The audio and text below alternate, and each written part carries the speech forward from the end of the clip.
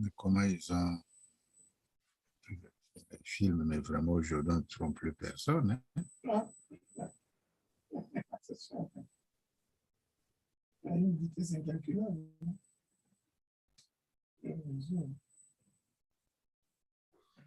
Good morning. This is a historic conversation that we're going to be having with Dr. Theophile Obenga, foremost expert in the world on Dynastic Kemet and one of the best historians in the world in general, a man of multidimensional talents. The program today is going to be covering the relationships between Dr. Theophile Obenga and the great scholar, Dr. Cheikh Anta Diop. We're going to be looking at Dr. Obenga's unique contribution to African scholarship. And we'll be looking at how African history, especially Kemet, but African history in general, provides models for us knowing ourselves, loving ourselves, and building power in the world for African people, just power. Welcome, Dr. Obenga. How are you doing? I'm very well, Dr. Ishaka. Thank you. Dr. Obenga is a buddy. He taught at San Francisco State for 12 years. We'll go into that in a minute, but I want to introduce him. Before doing that, I want to remind people to subscribe to this show, hit the subscribers button. And also, if you're interested in the sixfold stages to mental freedom, send it to me on my email address, otashaka@sbcglobal.net. Now, I want to introduce my guests. Some of the viewers don't really need an introduction because they've been saying, I want Obenga. And in fact, I had a brother from South Africa send a message when the show couldn't go on last week. And he said, we want Obenga from South Africa. So I know many of you know who Dr. Theophile Obenga is, but some of you do not. And even those of you who do, you need to be able to put him in historical perspective.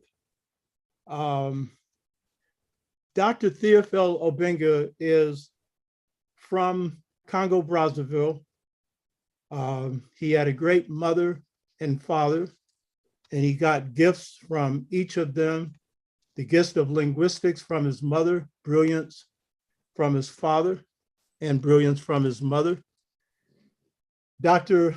Theophile Obenga was Cheikh Anta Diop, who we will get into in the show,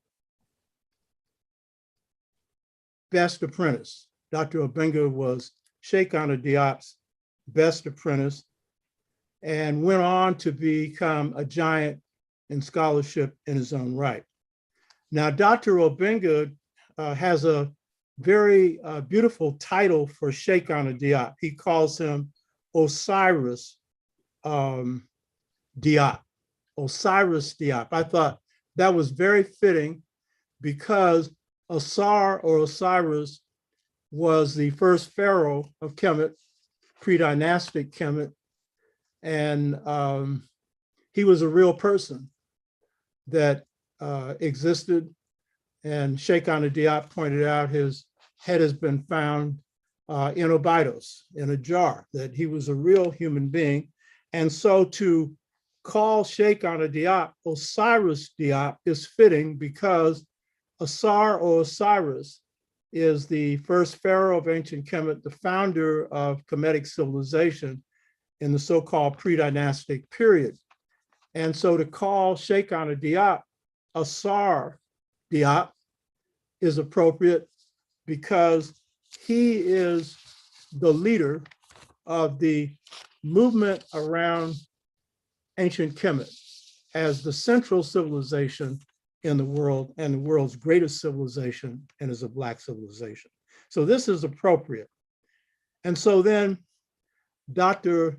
Theophile Obenga is Dr. Cheikh Anta Diop's best apprentice, now master in his own right, and was a growing intellectual force when he began to work under Cheikh Anta Diop.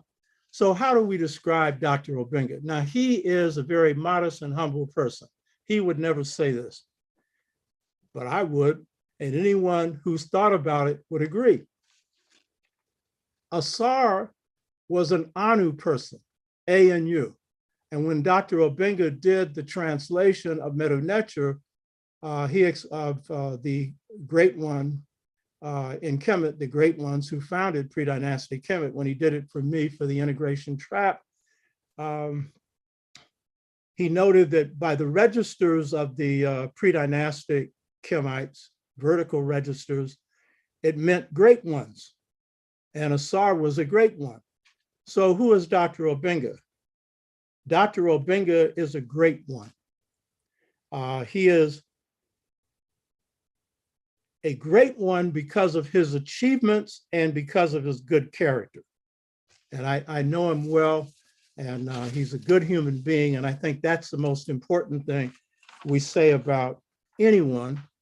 And he's a great one because of his great scholarship, because of his great intellectual work on behalf of African people and humanity. And he's an innovative, I would describe him, because last week I went through the mastery systems of Africa to prepare you for this discussion.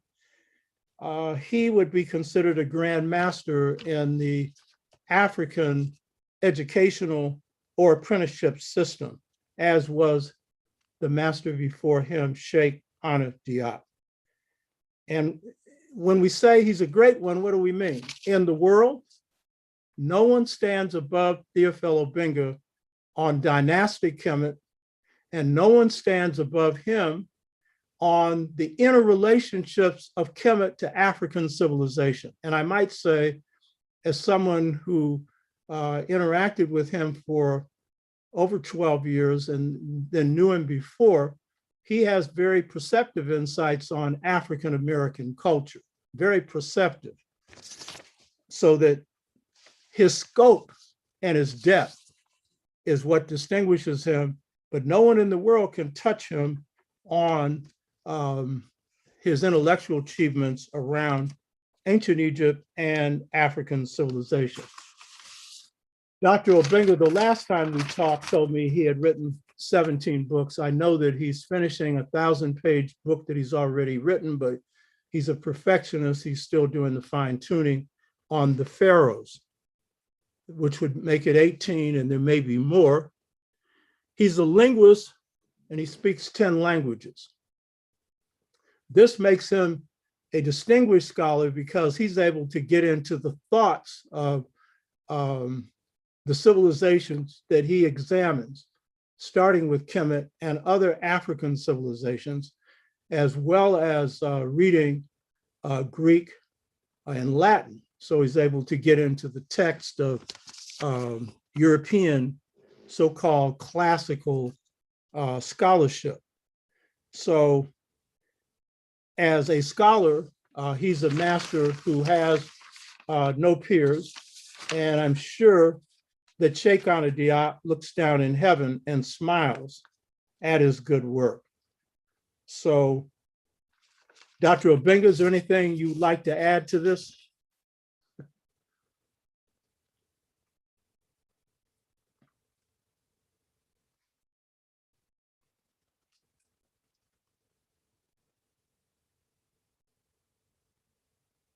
Can you share the screen, Senator?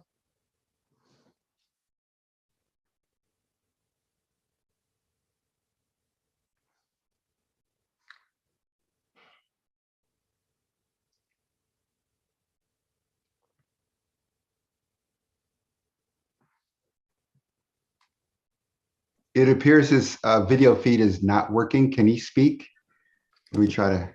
Yeah, okay. We're working on Dr. Obenga's video feed and keep him up from now on so that he's on the screen and we're not focusing on one person. I'm going to unmute him if I can. Hold on. For some reason, he's muted, and I don't know why. I'm going to ask him to unmute himself. Dr. Obenga, ask your computer person to unmute you. Yeah, because his video and his audio are muted right now. Do you want me to hit this share screen thing here? I'll go ahead and share the screen regards the institution that he's developed. I'll do that right now. No. Share the screen with him. We'll do that later. Put him on. Oh, there he is. Yeah. He's come back. Yeah, leave him on there. Dr. Obenga, can you hear me? Yes, I do. Okay, fine. I just introduced you. Did you hear the introduction? Yes, I heard. It was wonderful introduction indeed. Deserved, brother. You hear me? This is one beautiful brother, you know? And in fact, I didn't introduce him well enough. There's much more that could be said, you know? No, yes. We touched me deeply. Thanks so much. Yeah. Dr. Obenga and I met early on through ASCAT, the Association for the Study of Classical African Civilization. And I had the pleasure of sitting and listening to his wisdom. And so there were many years where we both presented at ASCAT. I was leading the National Black United Front's campaign around African-centered education, and we were fighting to get African-centered education centered around Kemet in the public school systems, but then I was working also in ASCAT. So I got a chance to see his work and his brilliance. And then in 1998, I attended a conference of ASCAT in New York. And at first I felt it was a waste of my time because I thought I was going to be presenting. They had me doing a workshop, but this is destiny. And there was a reason for me being in New York. There were two reasons. One is Professor John Henry Clark was near dying, and he had requested that I come and see him. Well, I was going to come and see him anyway. I've been interviewing him for 8 months on my book on Seba. And so I went to see him. The night before, Leonard Jeffries had me to dinner with Marcus Garvey's son. And at this dinner, he said, Dr. Theophile Obenga is looking for a job. I saw you at the conference in '98 in New York, and I didn't know. I said, oh, so then we go to see John Henry Clark, and I did about a 5-hour interview with him. So the first thing I asked him was, I said, what do you think? Now, you know, this is kind of like asking the physics department, should you hire Einstein? I said, what do you think? Should we hire Obenga? Because he's my eldest, so I consult him. I knew what he's going to say. He said, of course, if he wants to come.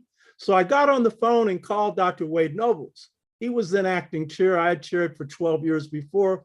I was now in charge of the hiring committee, and everybody had been pressuring me to hire. And I said, no, I don't see anybody that's worth hiring.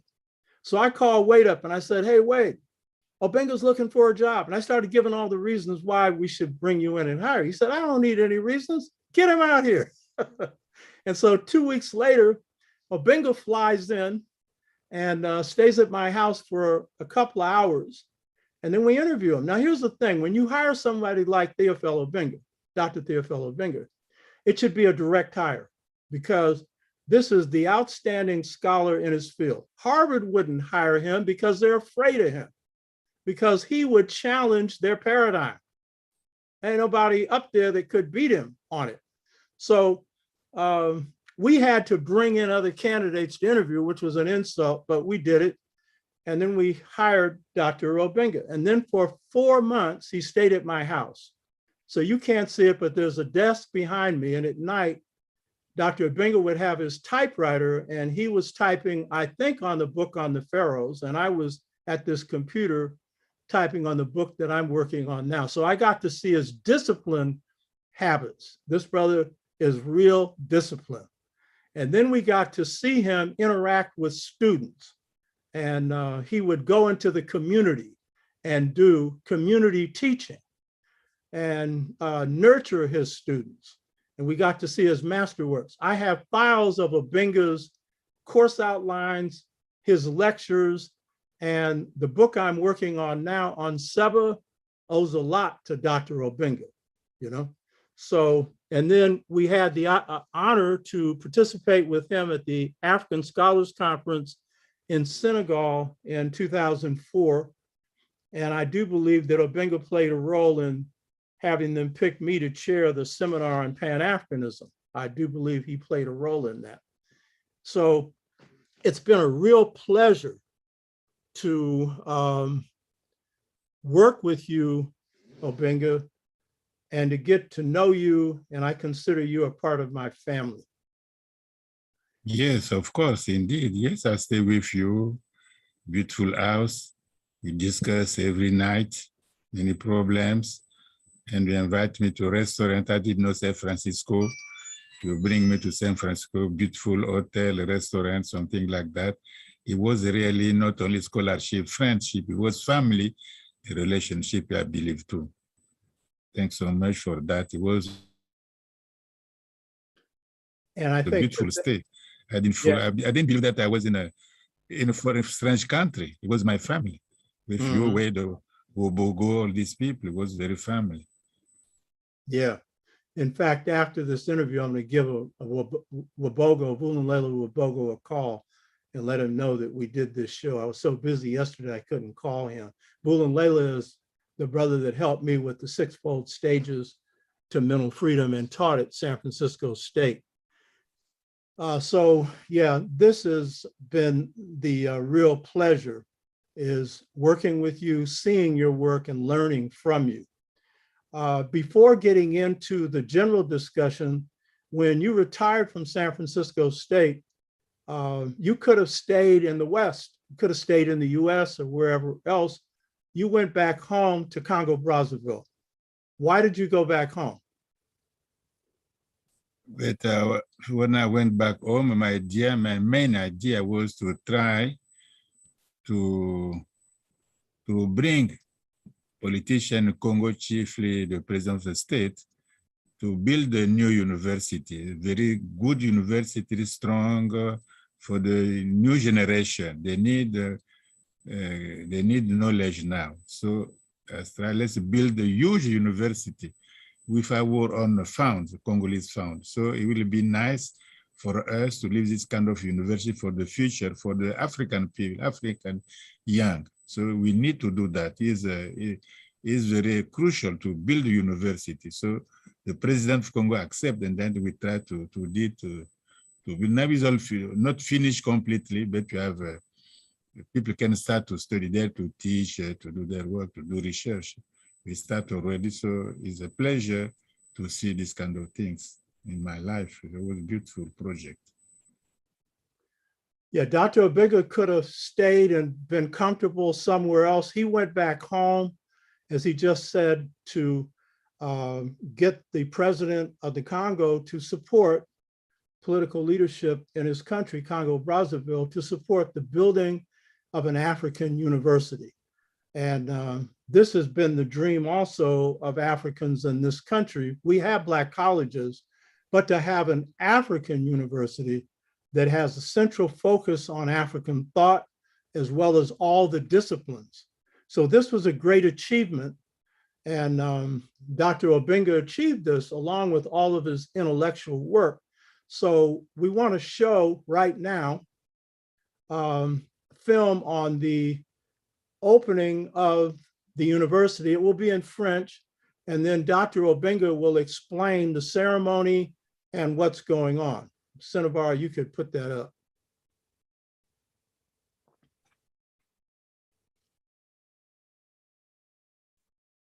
Je vais mettre le film maintenant.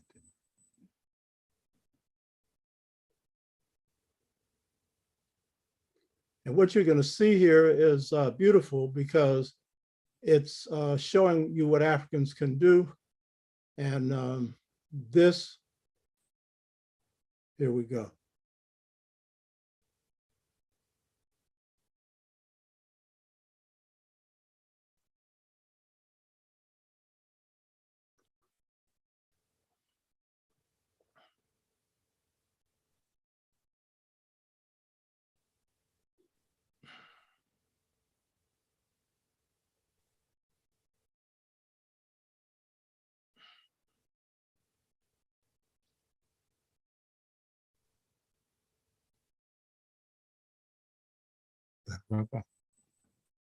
He's working on it. It'll be up there in a minute. Aux côtés de ses homologues du Niger, du Sénégal et de la Guinée-Bissau, le président de la République, Denis Sassou Nguesso, a procédé à la coupure du ruban symbolique marquant l'ouverture officielle de l'université qui porte son nom. Peu de temps après le dévoilement de la plaque irrelative, le chef de l'État a exhorté la première promotion d'étudiants à faire rayonner l'UDSN, un établissement d'enseignement supérieur à vocation panafricaine. Cette université n'est pas seulement l'université des jeunes congolais. C'est une université panafricaine. Vous aurez à recevoir ici les étudiants qui viendraient de toute l'Afrique. Entrés par voie de concours, 600 étudiants se sentent honorés d'étudier dans cette nouvelle alma mater congolaise qui débute avec 2 instituts. Le premier concerne les sciences géographiques, environnementales et aménagement, ISSGEA, et le second, architecture, urbanisme, bâtiments et travaux publics, ISAUBTP. Nous sommes tous conscients et nous allons donner le meilleur de nous-mêmes pour aller de l'avant et pour être, je peux dire, des lumières pour cette école, des élites de demain. Devant les 4 chefs d'État présents et autres autorités nationales et étrangères, le président du comité de direction de l'UDSN, le professeur Theophile Obenga, a rappelé l'esprit de ce cadre éducatif. La grande contrainte de cette université de Denis Sassou Nguesso est de contribuer valeureusement à l'avènement de l'Afrique des Lumières sur le chemin d'avenir qui n'est autre que le chemin de la modernité. Selon le gouvernement représenté par le ministre en charge des grands travaux, Jean-Jacques Bouya, la construction de ce complexe universitaire qui disposera entre autres de 53 bâtiments et une capacité d'hébergement de 15 000 étudiants nécessite une somme globale de plus de 241 milliards de francs CFA, dont 110 milliards déjà perçus par l'entreprise Unicon. Il est important de rappeler que l'université Denis Sassou Nguesso a démarré ses activités académiques ce 5 février 2021, 50 ans après celle de l'université Maringouabi.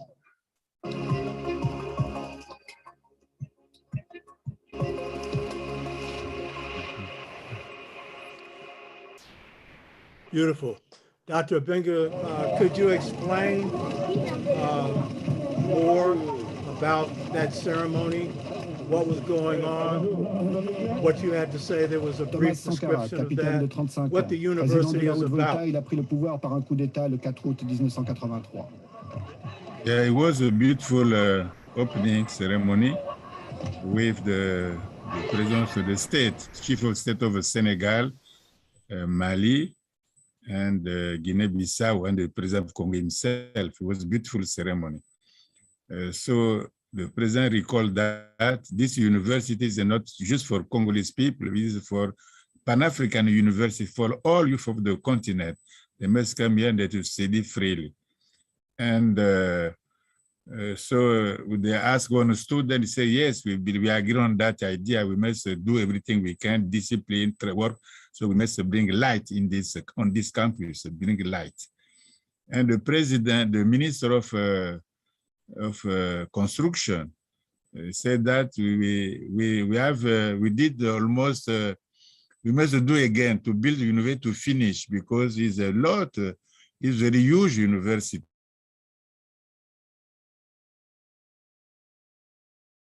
So we need more money, more work to do so we can achieve the 50,000 students, something like that. So, and we did that 50 years after the first university left by the French colonization. That's the University of Mariangouabi.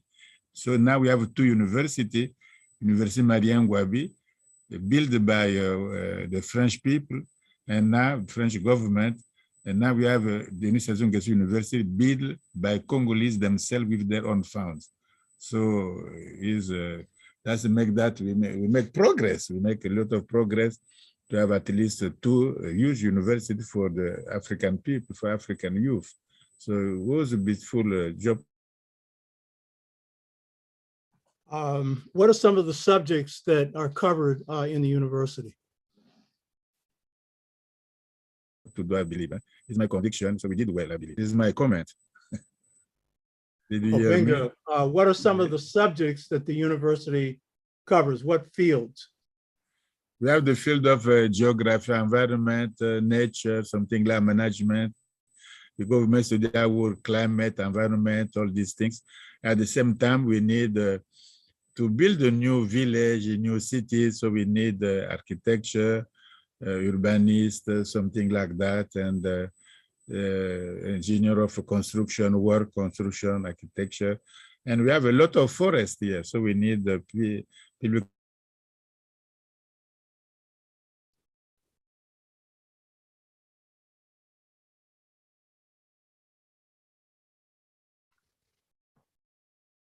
We do language, sociology, language, something like that. So we deal with the reality, with the development. We deal with problems.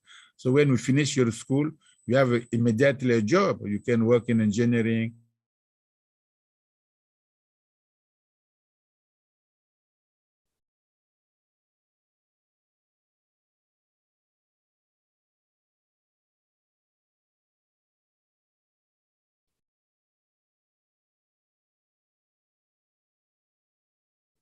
Obenga, can you hear me?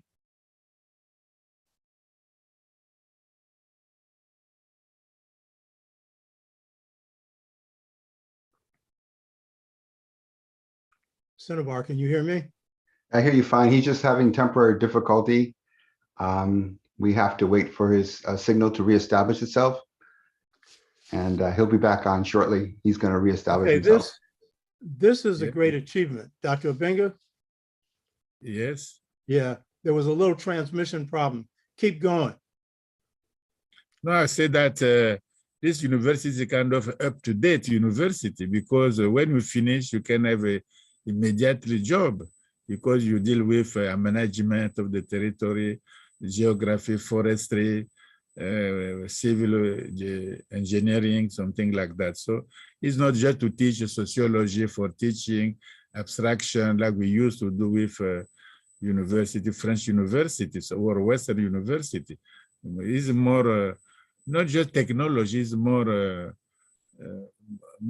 dealing with more African problems, try to solve them with the new generation.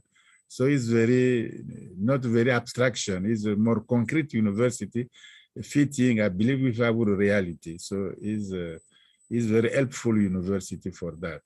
And then we must finish all the buildings because it's a huge university. Even we plan also to do some astrophysics because this time is nice to see people from the sky, like forest, something like that, forest, not to see just from the ground. So this is why we try to build also in the future astrophysics institute. And I could imagine that's gonna be named for. I could guess. Yeah. That's good. I hope people get the point that this university has been created to help build up Africa. It's practical. Yes. So it's going to help in the things that Africa needs, mastering its geography, its forests, and especially, and you're really to be commended for this, Obenga, because it shows your love for African people, but especially our youth, that this is for the youth and they need this. So this is a monumental achievement on behalf of your president and on behalf of you, your vision. I would imagine that. You remember that we talked about that a long time in the United States with you, with Dr. Wade, Wobogo. We need this kind of new university with a new vision. It doesn't come just like that. It came from our discussion, from ASCAC, something like that, with Jeffries, Dr. Small, all these people, you see, with John-Henri Clark himself too. We try to, this idea was a talk among us. So I keep that in my mind, and it was growing, and I try to make more concrete with my contribution. So it's all of us, I will say. Yes, it's our own school, I will say, our thought. Yeah. So what Dr. Obenga is saying is this is a Pan-African conception that Africans around the world, and he listed Dr. Leonard Jeffries, Professor Smalls, Wade Nobles, especially Dr. Jacob Carruthers. This was a passion for him, the African University. And Obenga's being humble. This was his idea all along, because I know that his orientation. And I imagine that you are concerned about seeing that it has an African-centered focus. Yes, it must be African focus, because when we have in China, they do University Shanghai, something like that, is with Chinese focus. Even in Russia, Europe, like in the United States, always, you do university for your own future, what you want in the future, for what you do university. We build African university for African people. We need knowledge now, we need scholarship, we need all these things. You can build Africa. Now is necessary to master knowledge, to know many things in order to give to Africa, to build a new condition of life, to build a new condition of existence, something like that. So we need to equip our young with scholarship, very strong scholarship, so they will be not afraid of somebody, so we can even dialogue in the world with no complex, something like that. So it was a kind of a liberation, intellectual or mental liberation for us. That's very important. Dr. Obenga is saying that this is a university that has to be geared around African orientation, African mentality. The Chinese build one with a Chinese orientation. The Europeans build one with the European orientation. Too often, Blacks will end up building one that's Black on the outside and white on the inside. And Obenga is saying it's going to be African on the outside and African on the inside, so that we can have intellectual freedom, intellectual independence. And this is really a part of true freedom. So congratulations to you, to your president, to the people of Congo-Brazzaville, and Dr. Obenga shared this with me. This university was built on the resources of the Congolese people, Congolese government. They came up with this money. This was not something that was brought in from the outside. And I don't know if you know what that means. It costs a lot of money to build a university and a lot more money to keep it going. So this was a big deal, but it had a big vision. Thank you, Obenga. Beautiful. Excellent. Yes, it was like that indeed, yes. Now let's get into the central topic, which this is, because you're building, and that's the most important thing, that our ideas come into being through reality. And you brought a big idea into being, the African University. So Dr. Cheikh Anta Diop and you, but especially Dr. Cheikh Anta Diop, put forward the notion that Egypt or Kemet is to Africa what Greece was to Europe and still is. That it's the central civilization around which African societies and civilizations are built. My question to you is, how does this model of ancient Kemet and the civilizations that it came out of and that it influenced, how does that help us, African people in Africa and around the world, to build just power for our people so that our people can live in prosperity? Yes, so Dr. Tishaka, it's a question of legacy, of heritage. You know, we know that the first universities in the Western civilization were built in Spain by what they call Moors. The first university, it was made by African people and Arabs. So now, when Western civilization know that this, what they're teaching them is their own ancestor, is a Greek business, so they try to go by themselves back to the Greek civilization, go by themselves. And who did that first? It was Italian people. So they call that the Renaissance. Renaissance to go back by themselves to Greek and Roman civilization. And from there, they make in Europe huge revolution called Renaissance, European Renaissance for all of them. So all European people from West, from East, from Center, all of them, they say that Greek and Roman antiquity belong to us as our ancestry. Now is the foundation of our humanity, of our humanism, our humanity. So they try to teach that to everywhere in Europe as the foundation of their education, of their life, of their civilization, of their philosophy, their vision of the world. They did that, you see. So they didn't, everybody did that. Even the United States came to Europe, they go back always to the Greek and Roman antiquity. Chinese have their own antiquity too. They're modern, they go to space, they have everything, but still they go back to Confucius, something Lao Tse, something like that. And Europe also go there, but we African people, we can build not, on Chinese antiquity. We don't know them very well. They're not our ancestors. It's difficult for us to build on a Western civilization, although we know well, we can know Greek, we can know Latin, but it's not our ancestors, it's not our legacy. So it's difficult to build from there. So we have our own legacy, it's African history. Kemet is built by African people, by Black people. So it belongs to us. Why we didn't know that before? Because of colonization. Because when you make somebody slave, you make colonize somebody, you don't give him any kind of civilization. You deny even his humanity.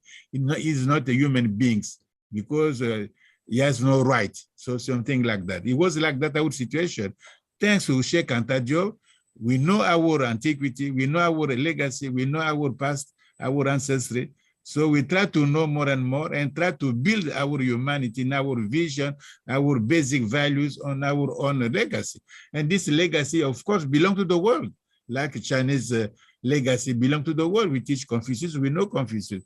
Like Western civilization, they have a Greek and Rome. We know that also, but it's their ancestor, although we know it doesn't belong to us. Now we have our own civilization. We must know that it takes time because they didn't, they keep us away from that. So we must do that anyhow. And thanks to Cheikh Anta Diop, we bring that back to build our historical consciousness. We must have our own historical consciousness, and to make progress, you need your own historical consciousness. That means your own values, your vision. And of course, we take profit from outside also. We are human beings. We take is good everywhere, but you must have your own civilization that belongs also to the world. We are not to poor, make contribution to the world. And Kemet make a lot of contribution. He give the first knowledge to the Thales. He's the first Greek scholar. He was a student in Kemet. All of them were there, even Pythagoras. He was a student in Kemet. Moses, he was a student. We give them knowledge. So they went back to their country to do what they want to do. It was the same. It's not a kind of, it's not a sin. It's not a mistake to know your own ancestry and it's not, we are not against somebody. We must do that. Everybody, everywhere they do that. They do like that everywhere. Now, when we do Africa, and they say, oh, no, you don't do that. It's no good. Because they want all to be under them always. We must be under somebody. We must be the slave of somebody. We must be colonized. They want that is instinctive. The violence, historical violence is instinctive to the Western civilization. They want to destroy everything. Since Homer, with Iliad and the Odysseus, with Julius Caesar, and they destroy the world with Roman military business, and even Napoleon destroyed Europe. And now recently was Hitler who destroyed Europe also. They live on destruction. These people, Western civilization, live on destruction. So we don't need this kind of humanity. We must go back to our own values and try to say, look, the humanity is not guided only by Western civilization. We must bring also They want to no Chinese, no black, no African people in this world. It must be Western civilization, American civilization, white civilization. We don't like Chinese, no Chinese, the African people. We don't like them. They might disappear. It's not like that. We are all of us. We belong to humanity. So we must be more tolerant and accept all kind of humanity, because we make contribution too. The Chinese, they make contribution. They bring writing, paper, something like even guns too. So everybody bring civilization. They want to destroy, to make an Amazon, to make like they did for Indian people, to put them in desert. Which kind of democracy? You help some people and you want to put them in a reserve. You destroy them. They're not a scholar. They don't vote in election. Nothing for them because they stay to park them like in animals. No, we don't like this kind of civilization. We must respect every people in the world. This is our goal. And Western has a vision of destruction. We don't have this kind of vision of destruction. You see? Just to be sure that people understood what Dr. Obenga is saying, I'll summarize and then make some comments. He's making the point that Kemet or Egypt is central to Africa as Greece and Rome were to Europe. He makes the point that with the Moors in Spain, 711 AD, when Tariq bin Ziyad conquers Spain under Black leadership, and then the Arabs come in as well, they draw on Greek thinking. And this spurs the Renaissance in Europe. And this Renaissance, built around Greek and Rome as models, served as a foundation for revitalizing Europe, especially after the fall of the Roman Empire. And then he's making the point that the Chinese have their own civilizational model under Confucius and Lao Tzu. And I should point out in pieces, because the Chinese don't have this whole model the way it was 221 BC when they unified. But they have elements, and under these elements, 1,400,000,000 Chinese are unified. 100, maybe 200 old or elder Chinese men run 1,400,000,000 people, but they have their model. And he's making the point that Africans have to build our civilization on our model, and that Kemet is the central model. And I should add, the greatest achievement in the history of world civilization. No civilization achieved what the Kemetic civilization achieved, none. And so why would we not draw on the world's greatest model for civilization that suited us, because it's African? And he makes the point that colonialism has created a mentality where a lot of us think that, well, what do we need with this past, this African past? And so what Dr. Obenga, what Dr. Cheikh Anta Diop were putting forward as Kemet or Egypt being the central civilization of Africa and for Africans throughout the world is the model for freeing us from the Western model. And he makes the point that war and destruction have been the basic features of the Western model. And we can see it with the United States rising in World War II and declining in 27 years because they invested their future in war. And we can see it now with America running out of Afghanistan. An unjust, but also a stupid war. That's a country that nobody, not even Genghis Khan, could conquer Afghanistan. And he conquered most of the world because the geography and the people will stop you. So he's saying that we should build up a civilizational model that is not out to hurt other people, but is to build up Africa and African people globally. And I should add, my little contribution to this is that the Chinese model has enabled them to grow because it fits their ethos.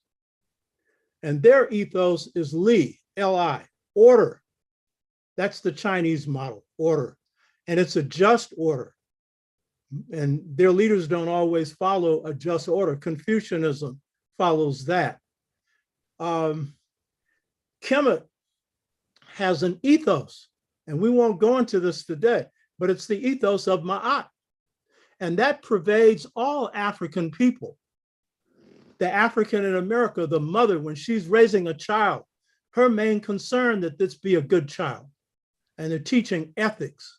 And this is the basic thing that's central to African people. So in raising up the model of Kemet as a central civilization for Africa and drawing from other civilizations as well, he's also going into the deep structure of a people. That is their ethos, the way they carry themselves, their ontology, their sense of being. Kemet holds that at its best. And Kemet's not always perfect. It had its high points and low points. But the key point is, this is the central project. So the key point for our viewers to get and our people to get is, the past is in your present. It's in your DNA. You carry your past. And when you're conscious of it and value it, then you can progress, because you can see ahead, because you have a great sense of where you come from. So this is the project that Dr. Theophile Obenga, Dr. Cheikh Anta Diop, and many others have been on. This is a project for reconstruction of society and power and strengthening our humanity. Do you have anything else to add to this, Obenga? No, it's, your sermon is very beautiful and very clear. So, I'm trying to summarize you. I make sure that Obenga speaks 10 languages, but English is not his first language. I can understand everything he says, and any of you that have trouble, most of you don't speak English.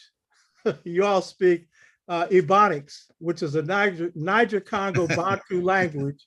And so if you have trouble understanding somebody, just think of what somebody thinks when they hear you. Like we had the sister Brianna on a couple of weeks ago, and she was apologizing for splitting her verbs. She shouldn't apologize.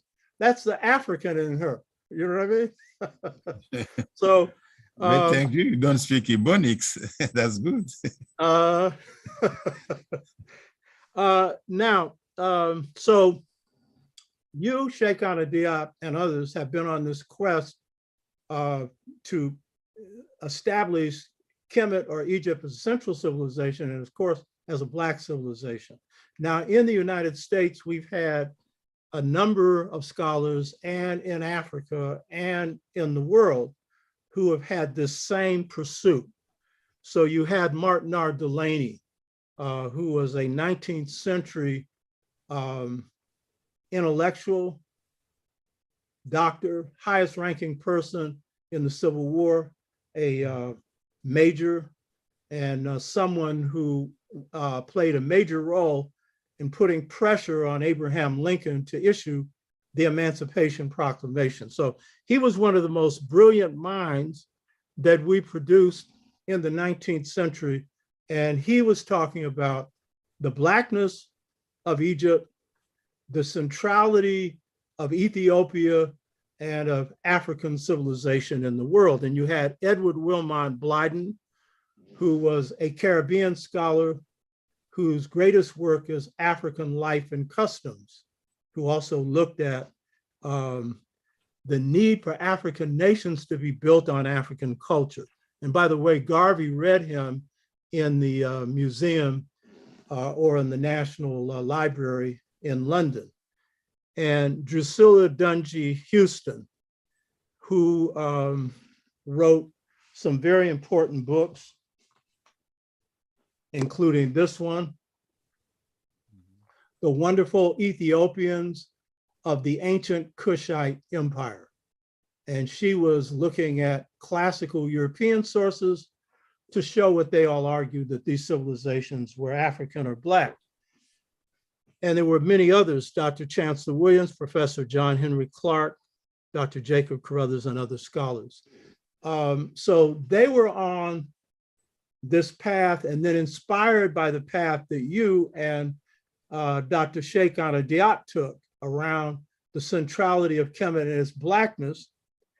And so first, were you and Dr. Diop aware of some of these scholars and others as well who are on this path as you were doing your work?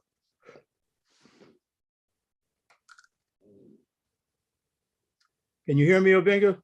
Yes, very well. Yeah, were you aware of some of these scholars, Delaney or John Jackson or Chancellor Williams or others, while you were doing this work challenging Europeans who were writing us out of Egypt and out of Africa as founders of civilization? Were you aware of some of these? Yes, yes, of course.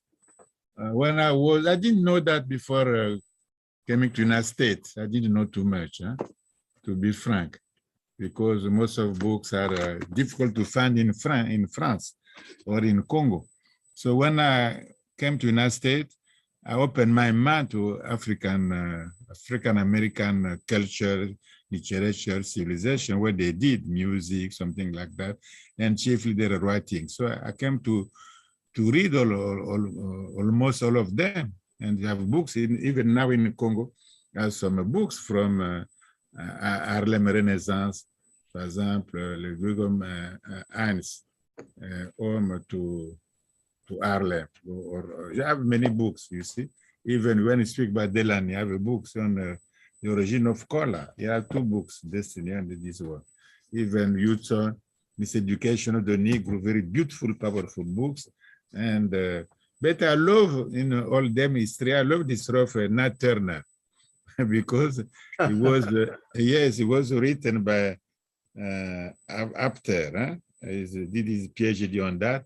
So I read the trials. I did when he escaped, when they find him, they put him in jail. What things like that. So it's a very, very deep book, very powerful books. I love that. Even the sister Anima Rimba also led the second broken. It's beautiful. We must keep a little chain. I read, of course, Jake Carruthers. I said to his place with his beautiful wife, Ife. We stayed there. We did some nature there too. I lectured at the institute of his institute. And we have John Harry Clark in New York with Ben Buchanan. They helped me to teach in New York, to taught in New York also. Jeffries, I went to his class with Professor Small. I taught there too with his Jeffries, with a beautiful wife who was a beautiful, strong, very strong sister. So I know, thanks to them, you see, thanks to them, I traveled too in Texas, Houston, everywhere. So they helped me to know, to build my own spirit and to come to know the beautiful, beautiful literature of African people, Dr. Karenga, Dr. even Cornel West, Asante. I read all these people, many books. So it's very strong, strong, strong. The question that we must translate these things even in French, in Spain, or something like that, because it's more powerful than we did in French area. We did just negritude, Senghor, chiefly. But we don't cry always on our skin, on our color, on our business. Okay, we are black, what you want to do is like that. But it's not the question. The question, what you do with your life. How do you spend your life? What you do at the end with your life, what you did with your life. This is the question. The question is not what they want us to complain always, so they will be free to take our goods. You complain. No, we don't. Now we don't complain. We know what we do. We must be powerful. So we must escape to the future slavery. So we must be free forever. This is our question now, our struggle, to be free forever. And like in humanity, to belong, like we don't ask permission to somebody else. We do what we want to do for like we believe that is good for us and for humanity. It must be like that now. And this starts with United States, chiefly, because when the jazz, we build the jazz, it's them with black people in the United States. Louis Armstrong, Miles Davis, Coltrane, they build the Parker, they build the jazz. It was not, it's a beautiful music, it belongs to humanity now. You see, it belongs to everywhere. Even the new generation, Bob Marley, the P.A.P.O, it belongs to humanity. Everything we do for humanity. Even when we play basketball, it's always for humanity. We play football, it's always for humanity. Yes, everywhere. Pele, Michael Jordan, Tyson, all this. We know all this story because it makes us proud too. Ali Muhammad Ali, we make is to do something, not to complain. Is to do like everyone can do. He has a talent to do that. He has the faculties. He has a will to do what he wants to do for him and for humanity. We must do this thing now. We must build African, make African powerful country. So we must be proud of that. Enjoy the beauty of Africa. We have all mountains. We have all beautiful rivers. We have the forest, the landscape, the best one in the world. We have the seashore. We have everything in it. So we have the sun permanent. So we don't enjoy them. We have the seashore. We have everything. So what we must enjoy the life, the nature, and the beauty also of human beings. Dr. Obenga has just said, I think you got it, just to make sure you got it, that his real knowledge of the contribution of African-American scholars towards the centrality of Kemet as a central civilization and as Black and African history in general came especially when he came to the United States and began to interact and read. And I find it interesting that one of the things that he found most enlightening was the trial records of Nat Turner. And that hits my heart because he's dealing with the most successful slave rebellion in the United States. And he was talking about how he interacted with the various scholars in this country and their work and became familiar with their work. And I should say that's the same thing we need to do. Just as our writings need to be put in other languages, the writings, for example, the majority of your works are in French, and you've had some translated. One of your greatest works, philosophy during the Pharaonic period, which is absolutely magnificent. It's a work of beauty. And it's interesting that Dr. Obenga, when he covers philosophy, doesn't limit it to what most people who are into philosophy limit it to, because he includes mathematics and science and goes into depth. But the philosophy of the moral ethics of African people, it's pure beauty. So that just as our works need to be better known in other languages, the works of African people, whether it's French or whether it's traditional African languages, we need to translate this so that we're familiar with them.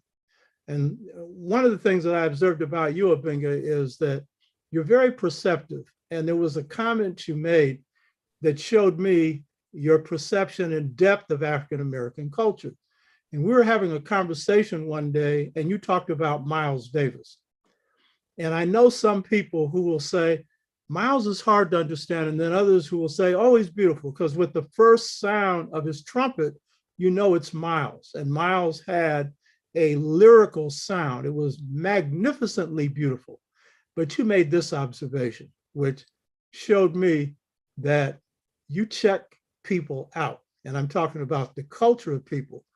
You said, oh, the space in his music. You remember that? Yes. Yes.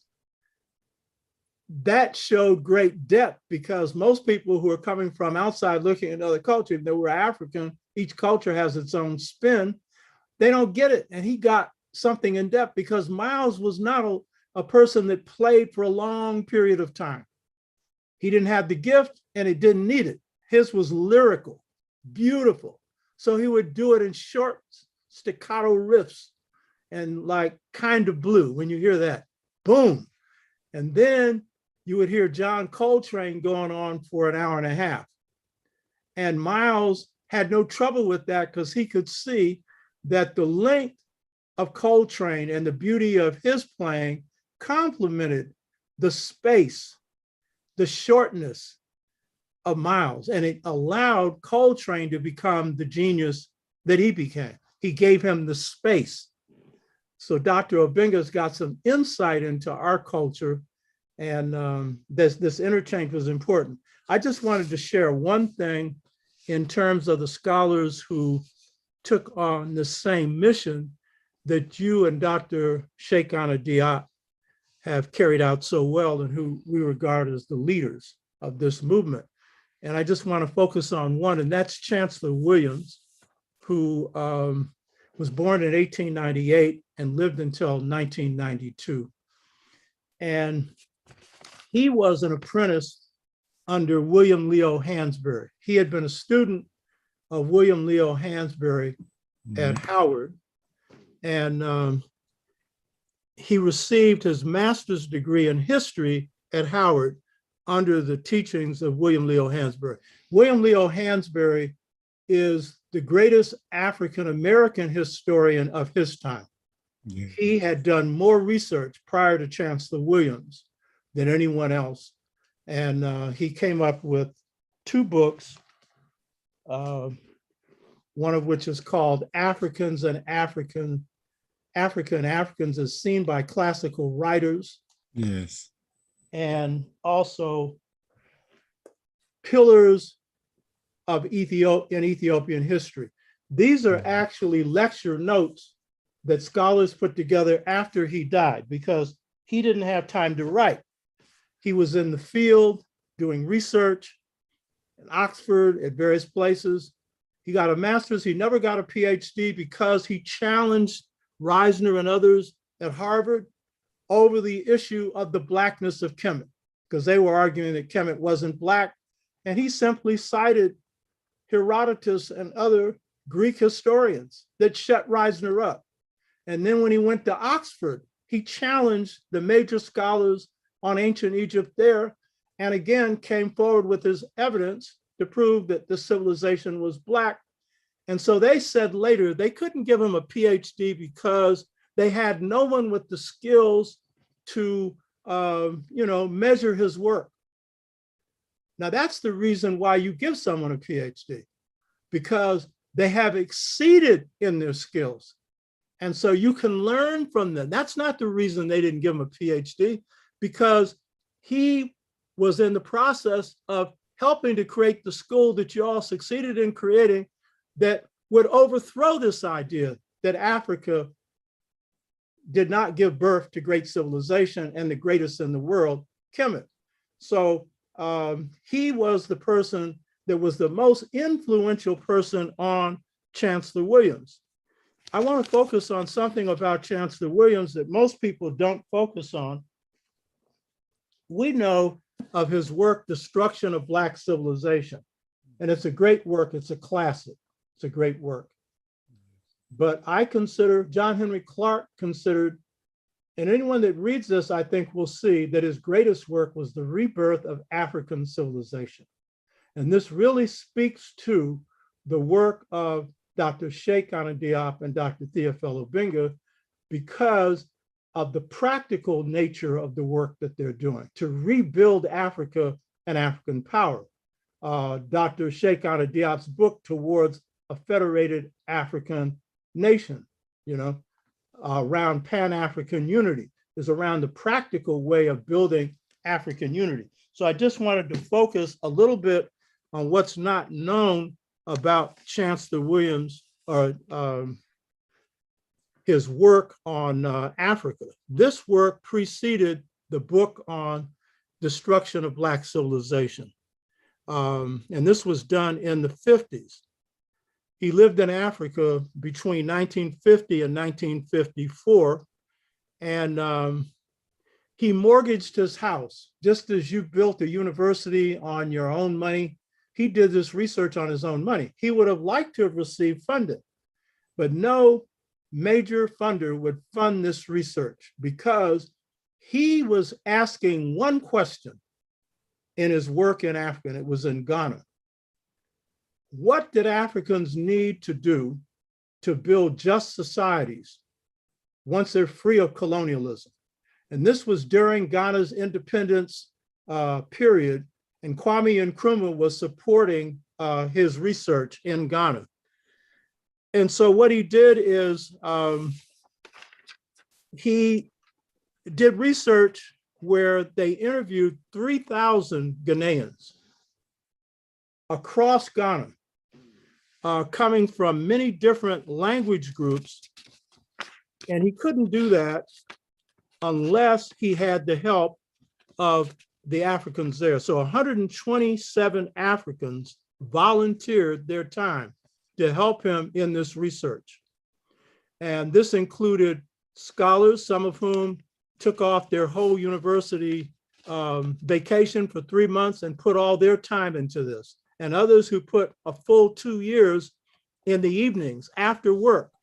And this was under colonialism. They were doing this work. And so they, after 2 years, Chancellor Williams came into Ghana, and they had done quite a bit of research, but what he didn't like is they did not research the Africans who were traditional, who couldn't read and write, but who had great wisdom. And so he saw that the interviews included a great number of them, and that meant oral interviews, a lot of work. And so out of this came his book, The Rebirth of African Civilization. I just want to say 2 things about his research. He went to Africa to ask Africans what they wanted for their independence. He didn't go there putting his ideas out.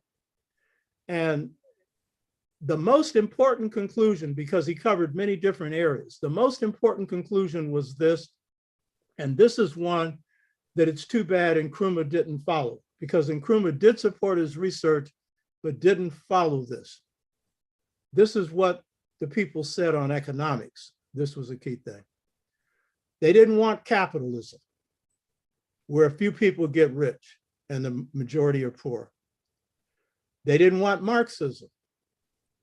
They wanted, these were their terms, I quote, cooperative economics.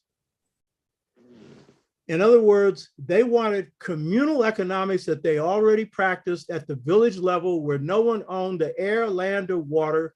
Everyone had a say-so in the development, and where, based on your labor, your wealth would come out, and where the government did not interfere with the basic economic decisions you made at the local level. This is how African economies had worked for over 100,000 years. And then they said, we want our leaders to come to us with their proposals and consult us.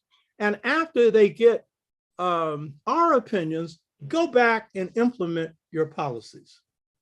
So they wanted African democracy based on consensus, and they wanted a sharing economy. And I think if you go to Africa today and you ask the people what they want, I bet you this is one of the things they'll come up with. What do you think of that, Dr. Obenga? Yes, you're completely right. Because we must find our own way, indeed, in politics, what they call democracy. Democracy is not everywhere the same democracy with the same rules. We must find our own way in economics too, how to share, to distribute the good for the nation, for all people, and so on. If we don't do that our own way, we must copy.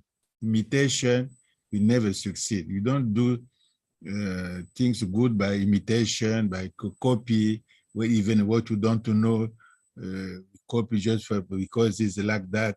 It's sent by the World Bank, by the FMI, something like that. So we must do our own business the way we think it is good for us, the way we believe that is good for us, the way that we must believe that is good for humanity. You see, it's time to do that. It's time to be free, to do what you want to do, to not to be under the tutelage of somebody else, under the colonization. Is over. We must finish this kind of stage of humanity and then make progress in civilization to change. But the Western has no ability to control for centuries every people. They don't have this right. Why they want to control African people for centuries and centuries and centuries, too much. Now it depends on us now. We have enough people who can think. We have enough leadership. We have enough, the country is still there. We have all good. So we must do what we can do. The best we can do. We have everything now. We have freedom, we have independence, we have many things like that. So it's time to free our mind and to do what we have to do, like everyone in this earth. It's like this is the main goal. It's our destiny. You don't make your destiny in between the hands of your enemy. It doesn't fit like that. So it's good to do show like you are trying to do, not to explain, more simply, to convince, to make clear things. I love that. And it's a pedagogy. It's good to do what you are doing, Professor Dr. Tishaka. It's very good to do that, to make this kind of pedagogy in lay level. So I agree with that. You see, and congratulations. So Dr. Obenga is saying that he agrees that we have to use our own methods, our own pedagogy, our own way of learning. And one of those ways is to go to our people and ask them for some answers. Like your university is dealing with geography. Our people have the longest history of growing crops. And we know the best ways to grow under different soil conditions. We don't need the French coming in telling us to grow something that grew in France that won't grow in Africa and doesn't meet our dietary needs, you know? So that's what Dr. Obenga is saying, you know, we need our own methods, and one of our best methods is our people. So in this country, the most successful movements are the ones that went to the people and asked them, what do you want? As opposed to going them and telling them what they want. Now, Dr. Obenga, I wanted to spend a brief period of time on your education, in part because I want to use this for people to better understand how the colonial system impacted our education, and then how we got out of that particular colonial model. And in interviewing you over 20 years ago, I interviewed you for the book that I'm finishing now on Seba, on bringing the light that is within out, which you've explained so well in your writings and really helped me in my work. You discussed the impact of the French educational system on you as a child, and then as you grew up and went to the university. And I want to do this because we're caught in this bind in the US as well. I was, many of us, and some of us are not, because some of us come out of a Black culture here and have been less assimilated, but some of us have been, and the more highly educated, the more so. So how did you see your experience in French education as you went to missionary school and as a child, and then university? Yeah, thank you, Professor Tishaka. When in the French colonization, they teach you their history, even their geography. In Congo, they teach you French geography, French history, French literature, something like that. So you don't know too much about yourself. And then when you go to university in France also, they teach their own business, their language, their history, their revolution, their culture, their antiquities, their philosophy, their religion. You believe that is like that. And they teach you to go back to teach the high school. This is the job. You go, they teach you, and then when you finish, you go back to teach the high school. You prepare the young people to do the same. It was like that, our education. We didn't know too much about ourselves. I didn't know my own history, African history, something like that, what we came from, where Kemet is what, we didn't know. So when I was a student, one of my friends from Cameroon, he tried me to, did you read this book by Cheikh Anta Diop? I said, no, I don't know him, I didn't read. I said, try to read. I said, it's too huge. I don't have time for this, that. I must do Hegel. I must study Hegel. So I don't have time to do these things. He said, try read, and he gave me back my book. I said, okay. So when I finished my work on Hegel, and I said, look, because I give him the book tomorrow, I must read that tonight. So I didn't sleep. I read all the book all night. I didn't sleep. So this lecture, I didn't know Cheikh Anta Diop physically. This lecture opened definitively my mind. I said, look, so I can control what Cheikh Anta Diop say in Greek or in Latin. I can control because I know the language. What he say about Kemet, I didn't know because you need hieroglyphics, you need language. So I didn't know. So I decided to do some Arabic. And I didn't stay too long for Arabic. I say maybe 2 semesters, something like that. I bet Medunature, I must to know really. I must to know because the key, according to the book of Cheikh Anta. So I try to give my own education by myself, my own. So people say that Obenga, he made confusion, didn't finish. Now we do paleontology. Now he finished. Now he go to linguistics. Now he's in a Kemet, something like that. So there's some friends that criticize me, but I didn't care because I knew that is the goal to go, the way to go. So I did I give myself my education to Sorbonne for something like that, for history, for Medunature, went to the College of France, try to not to discuss with people, just to learn, because when we discuss, they provoke you, so what you came to do here, but I didn't go to the debate, I want just to know. So when I know, I believe that I know enough, and one day I write to Cheikh Anta Diop in Dakar, I didn't know him, I said, Cheikh Anta Diop, you said that in your book, Kemet is like this, black. In fact, you are right, because when you read when you write the word Kemet in Medunature, this is the good explanation. It's Kemet country because the hieroglyphs are like this, like this. So he replied me. He said that the best you can do is just to learn Medunature. One line of his letter. I receive your letter, but I tell you the thing you can do, the best you can do, you do just Medunature. So I was for me like a kind of a Bible. I said, oh my God. So I make more effort. I do Medunature. I went to British Museum in London to see what's going on in the College of France, in Le Louvre in Paris, are beautiful. I travel, go to Rome, Turin, Berlin. They have beautiful museum there chiefly. And they travel in France everywhere to do Medunature really seriously. And even to get one diploma in Sorbonne on Medunature. I didn't care too much about diploma. I want just to know. So now when I know, but now I see that what they was doing was very fake. They say it's like this, it's like this. They lie because it's not like this. When you know, you can disorder what is everything, even chiefly the language. It's an African, Medunature is African language. It's an old African language. There is no doubt about that. So this is why I studied too much and I try to do like Cheikh Anta Diop. Indeed, he's a physicist, a chemist, he's philosopher, he's historian, he's linguistic, he do philosophy, do many things also. Cheikh Anta Diop even told me one day he was doing also boxing when he was young. He went to the ring to do some boxing. Cheikh Anta Diop, he said you must do everything, including some boxing, because sometimes the fight became a physical fight. He told me that.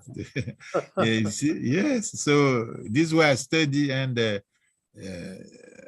don't regret that. It was beautiful to do this kind of, to open my mind, and not to follow colonization education.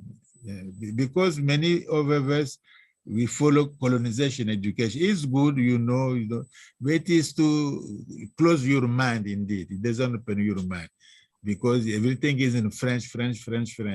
You don't know English, you don't know German, you don't know many things, Spanish, something like that. They teach you just that business, you see.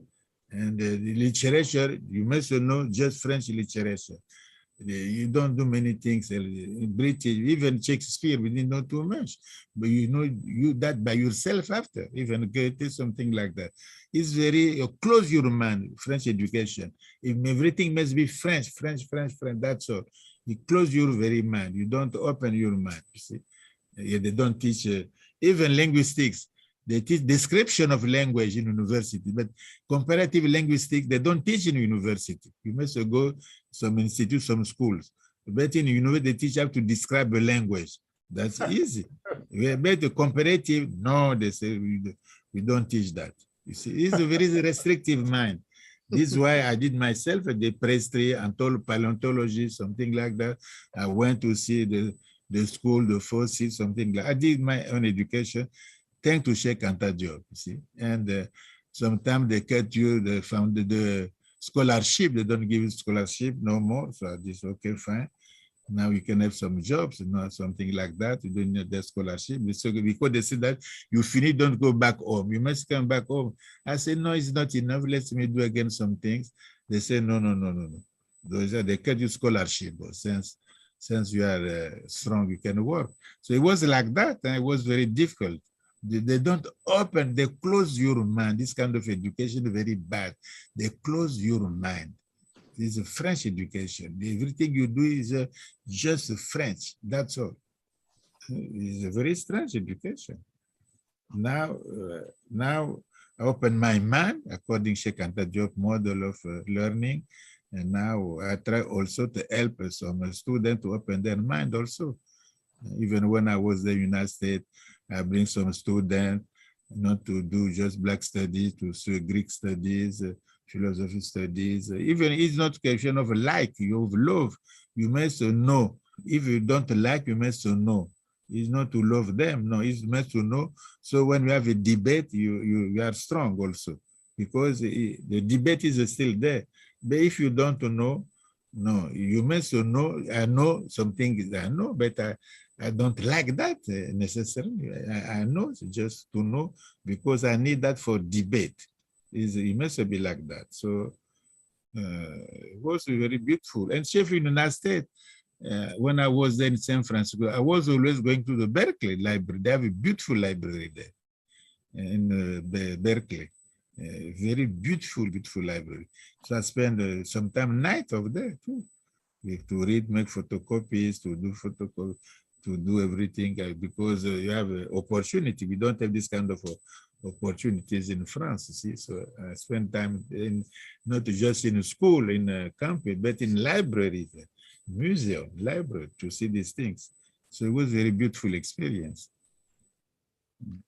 So that's a beautiful way you described it. The French education closed your mind, and working with Dr. Cheikh Anta Diop as his apprentice, it opened your mind. Yes. I think before you had made the comment that when I interviewed you, you made the comment that you learned method from the French, which you see the need to replace. You've made the point that we have a contradiction, African-centered information and a European method. So you see the need to break out of their method. But then you said when you read Negro Nations and Culture, which is the book you read on Diop, you went through and read all the citations because he didn't have a bibliography. And then you went and got the books. And then you said, what you just explained, you then figured out what Diop, you thought Diop knew, and that you needed to know so that you could master his thinking. And so paleontology was one. What is paleontology? Describe that to people. The paleontology is to study beings, living beings, died very long time ago. So with that, we just have some kind of very small pieces, fragment, like a teeth, like a piece of a bone, something like that. From there, you must try to build the whole skeleton and to see what kind of species, something like that. So you must make excavation, and you must find some schools. Chiefly, we find most of the schools, but not even completely, because of the destruction. Like they found the Lucy, like they found l'homme de Toumaï in Chad. There are 7 million of years. So Africa is the cradle of humanity, because these old fossils are very, very vestige, are very, very the most ancient in the world, and they're human vestige. So this is why we say Africa is the cradle of humanity for that. This is paleontology teach you. And also paleobotanic, the vegetation, because the climate change, the vegetation change also, the crops change. So we must know how they live, how they did, how they try to struggle with the nature to fit with their environment. And then is basically that to see the evolution of of the mankind, how they get the fire, how to make plants, animals, domestic animals, the script, the writing, something like that. All is all this invention you said that in quaternary studies, that in prehistory, is linked with paleontology. So it's very beautiful study. I love that. And because you can see skulls, there's a vacation, you do things, it's very beautiful. And you see even the ancient climate, something like that. And it's the past, you can see the evolution. Now we don't make more evolution anatomically, our body doesn't change too much, but our brain will make a lot of change in the future because the evolution is still there. It will be more scientific, technological, cultural evolution.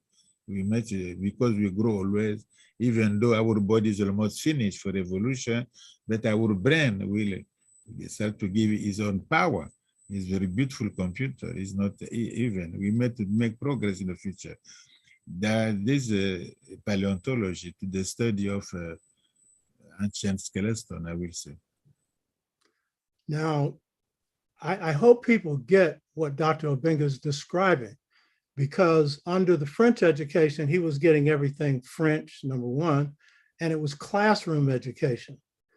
But under this thing that he underwent, where he's trying to master Diop, he's undergoing apprenticeship. Did you see this as apprenticeship when you were going through it? No, it was salvation. Right. Yeah, but it's interesting because the path you're on is the same path that the Bambara described when they describe a novice who's apprenticing under a master, or the Dogon described, or John Henry Clark experienced when he underwent apprenticeship under his master. Mine too. Mine was under the Dogon system. Mm-hmm. And then it was also under the person you see in the back, Amilcar Cabral and Cheikh Anta Diop, two cradle theory. Those were the things that I was, apprenticing under, but I didn't see it that way either. I saw it as, these are things that I needed to know. But exactly what you're describing is what happens under traditional African apprenticeship. And what people should get is Dr. Obenga was doing study outside the classroom. What does this mean? Lifelong study, paleontology, linguistics, knowing the history of ancient Kemet. This is lifelong, whereas university education is 4 years, or in the case of Dr. Theophile Obenga's experience, 10 years to get a PhD. That's why the French are in such bad shape. They take so long to do stuff. But the key thing is, when you come through it, you've come through something. But Obenga under Cheikh Anta Diop, it's life. It's your life. You made a comment to me when I was interviewing you before. You said, I found my way with Dr. Cheikh Anta Diop. What did you mean by that? Yes, I found my way because even now, you see, I still follow this way because what you can do more to know yourself is a crucial business. And to try to help for your people to be strong, to be free is the main goal in life. So this is why I say I find my way, I find integrity, I find dignity, I find the work we must do something with your life. This is from Cheikh Anta Diop. I didn't know that before. Before we go to student, you have a job, you teach, you have a good life, something like that. It was like that. I believe that you are, when more you know, more you are in a mission. You must accomplish your mission. I didn't know that before. Thanks to Cheikh Anta Diop, and you do that with love. You see, it's not punishment, it's a love for me. I do that with enthusiasm, with love, with something like that. So it was good to do that. And I meet also scholars, you see, because they don't do that in a classroom, classics. You go to the institute, you find all scholars. They don't mind you are black, white, they don't care. Even what they care is knowledge too.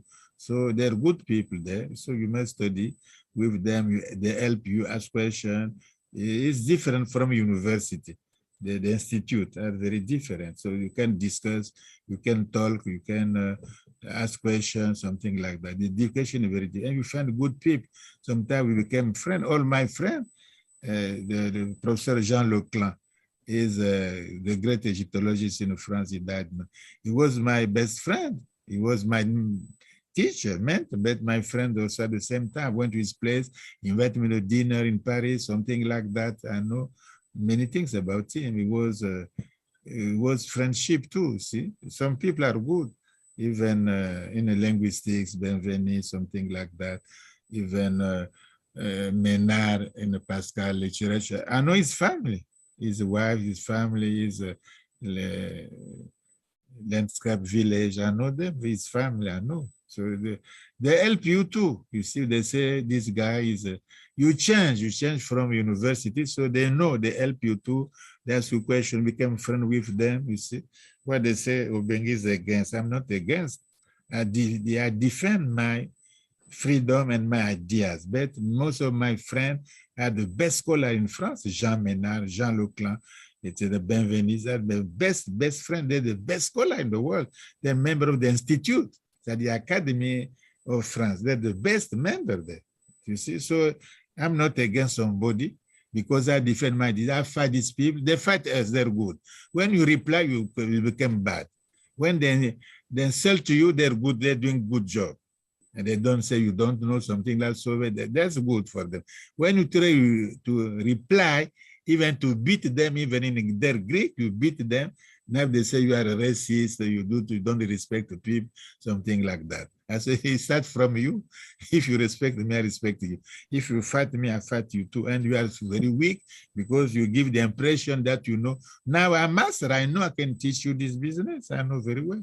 It's because it takes time. I ask people, you may say with humility, but you know. So now even they're careful now. They don't joke too much now in France. Because in Paris, every week they criticize Cheikh Anta Diop, criticize Obenga, they want to have their own some black people, like some Negro plantation, something like that. The good people, they don't do well, they do well, something like that. But we don't do that. We don't do that. We cannot sell Africa for any price. No, it's impossible that. What Dr. Obenga is describing here is the relationship between him, Cheikh Anta Diop, him and other African and African-American scholars. And it's a relationship of love because they're on a mission. They're on a mission to help Africa, African people, and humanity. And it's total. He's talking about John Henry Clark. Yes, it was a relationship of love. Yeah, even John Henry Clark, they give me money because scholarship, they give Cheikh Anta the same money in UNESCO, but Cheikh Anta give me his own money again. I say, no, we have the same, they give you a member. They say, no, I'll do what I'm doing, take. You see, I didn't ask, but he give me, I have two per diem from Cheikh Anta Diop, and from UNESCO, I have 2 per diem, and Cheikh is free. And most of them invite me again to the restaurant with his own money. He invite me. He's more than family. He's a very close family. Very close. He's blood, I will say. He's blood family, business, you see. And because why he did that? He's strong. He knows why he did that. He's not a child. He knows what he's doing. He started to help me the best he can. He said, I do what I want to help you because it must be like that from generation to generation. What I do, you will do to some people. So it's like that. See? And what you did to Cheikh Anta Diop, everybody did to me, Dr. Finch, even Essa, Eliade, something, all Jean-Henri Clark, Jack Ben Buchanan, Jeffries, with Rosalind in some small, all this became family. It became question of family, Tishaka. It was, I said to you, format, it's a family. I didn't pay no fees, nothing. We didn't ask people. Some people ask money because you make dirty. When you leave too, they clean for you. You see, it's a family. Make that in Africa and what we call family. It's not friendship, not friend, not we know each other, we respect because we are scholar. No. My vision is blood. Because not everybody in the street are my friends, something like this. My family is like that. It's like that. Where all these people are family. Yeah. And even though you didn't see this as apprenticeship, that's what it was. And what happened is you two met because your cause met, meaning your purpose, your destiny. Because when you read Negro Nations and Culture, yes, it was for me kind of light, huh? Yeah. The lightning, the thunder. Yeah. Was something like, yes, I didn't believe that I was my God. Cheikh Anta, is he alive? Is dead or what? I didn't know. So he's dead, he's not alive. I must meet him one day. It was very, very powerful. This is why everybody attacking everybody. Say, yeah, you love Cheikh Anta Diop, when they criticize him. I say, people criticize him, they don't know more than him. They don't know, that's all. I'm not afraid. I must know by myself. And then when I knew by myself, Cheikh was right. In Kemet, it's written in Kemet. So there is no mistake. It's written in Greek. I know. It's like that. When they say Egyptian, Herodotus was there. Herodotus was there in Kemet. He visited the Delta, Memphis, Heliopolis, Thebes, something like that. He went to the market, to the church, to the temple. He said that Egyptian people, these people from Kemet, Egyptian people, there are Melanes, Melancroes, and Ulitriques. That means their skin, croix, the skin is black, melanin, are black, and their hair is kinky, is Ulitriques, like this. So he saw that. When he said that, if he said the contrary, I went to Kemet. I'm a white from Asia, Ionia, Asia Minor Asia, and Kemet are white, and their nose is like this, their skin is like this, their hair is like this. There will be no discussion because he is so with his eyes, no discussion. But when he said they're black, their skin, their hair is kinky, they say, no, he made a mistake. It wasn't a mistake, it was old guy.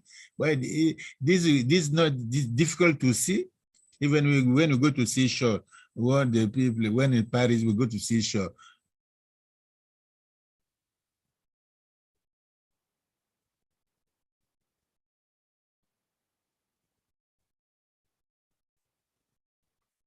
Yes, like Mary Lefkowitz saying that they were dark rather than black. You see that?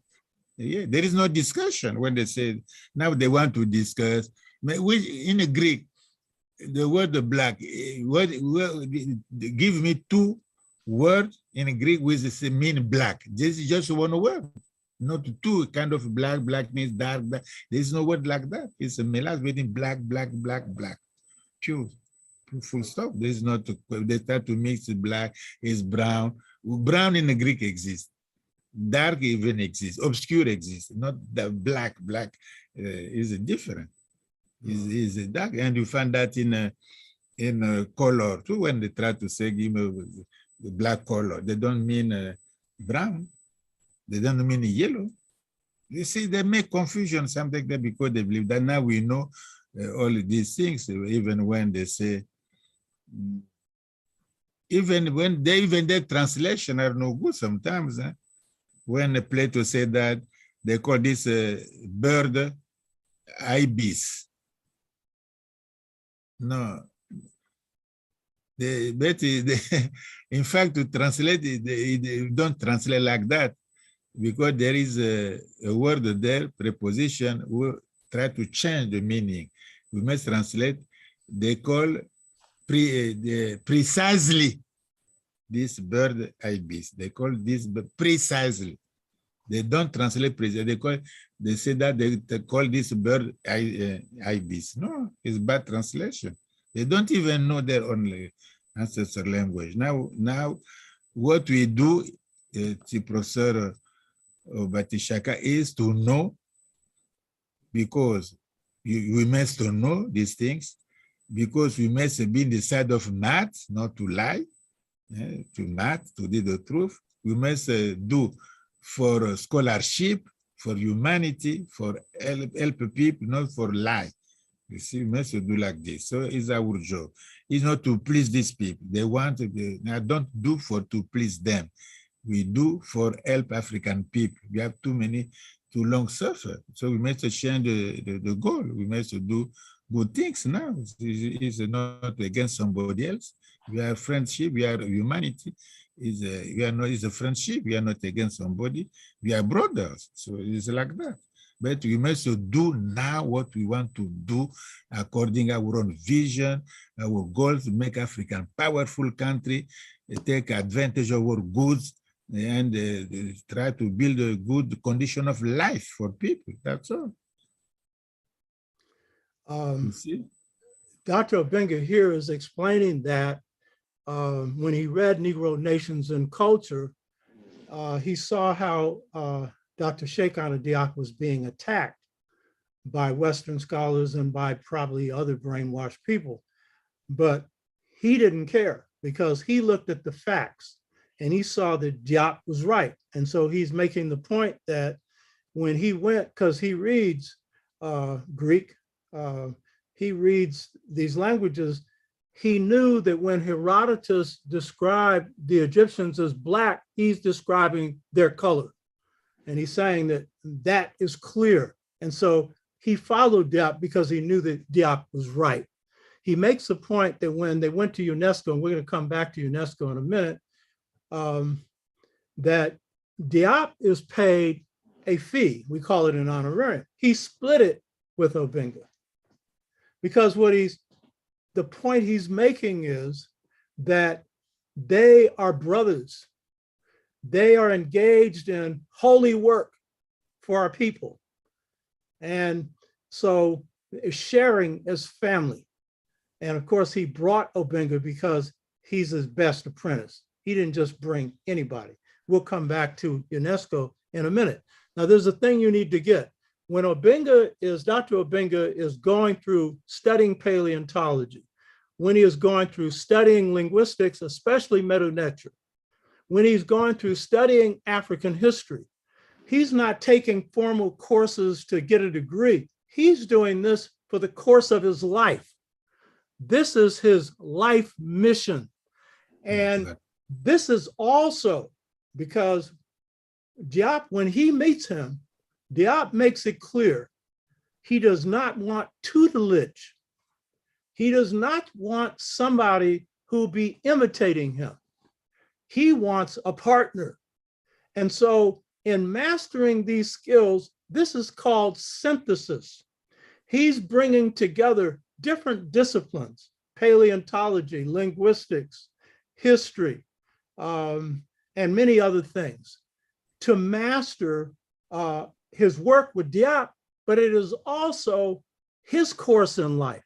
And we call that in African-American culture improvisation. In the Dogon culture, it's called boloso, synthesis, where you bring things together. Because when you bring these together, you're going to come up with your own ideas.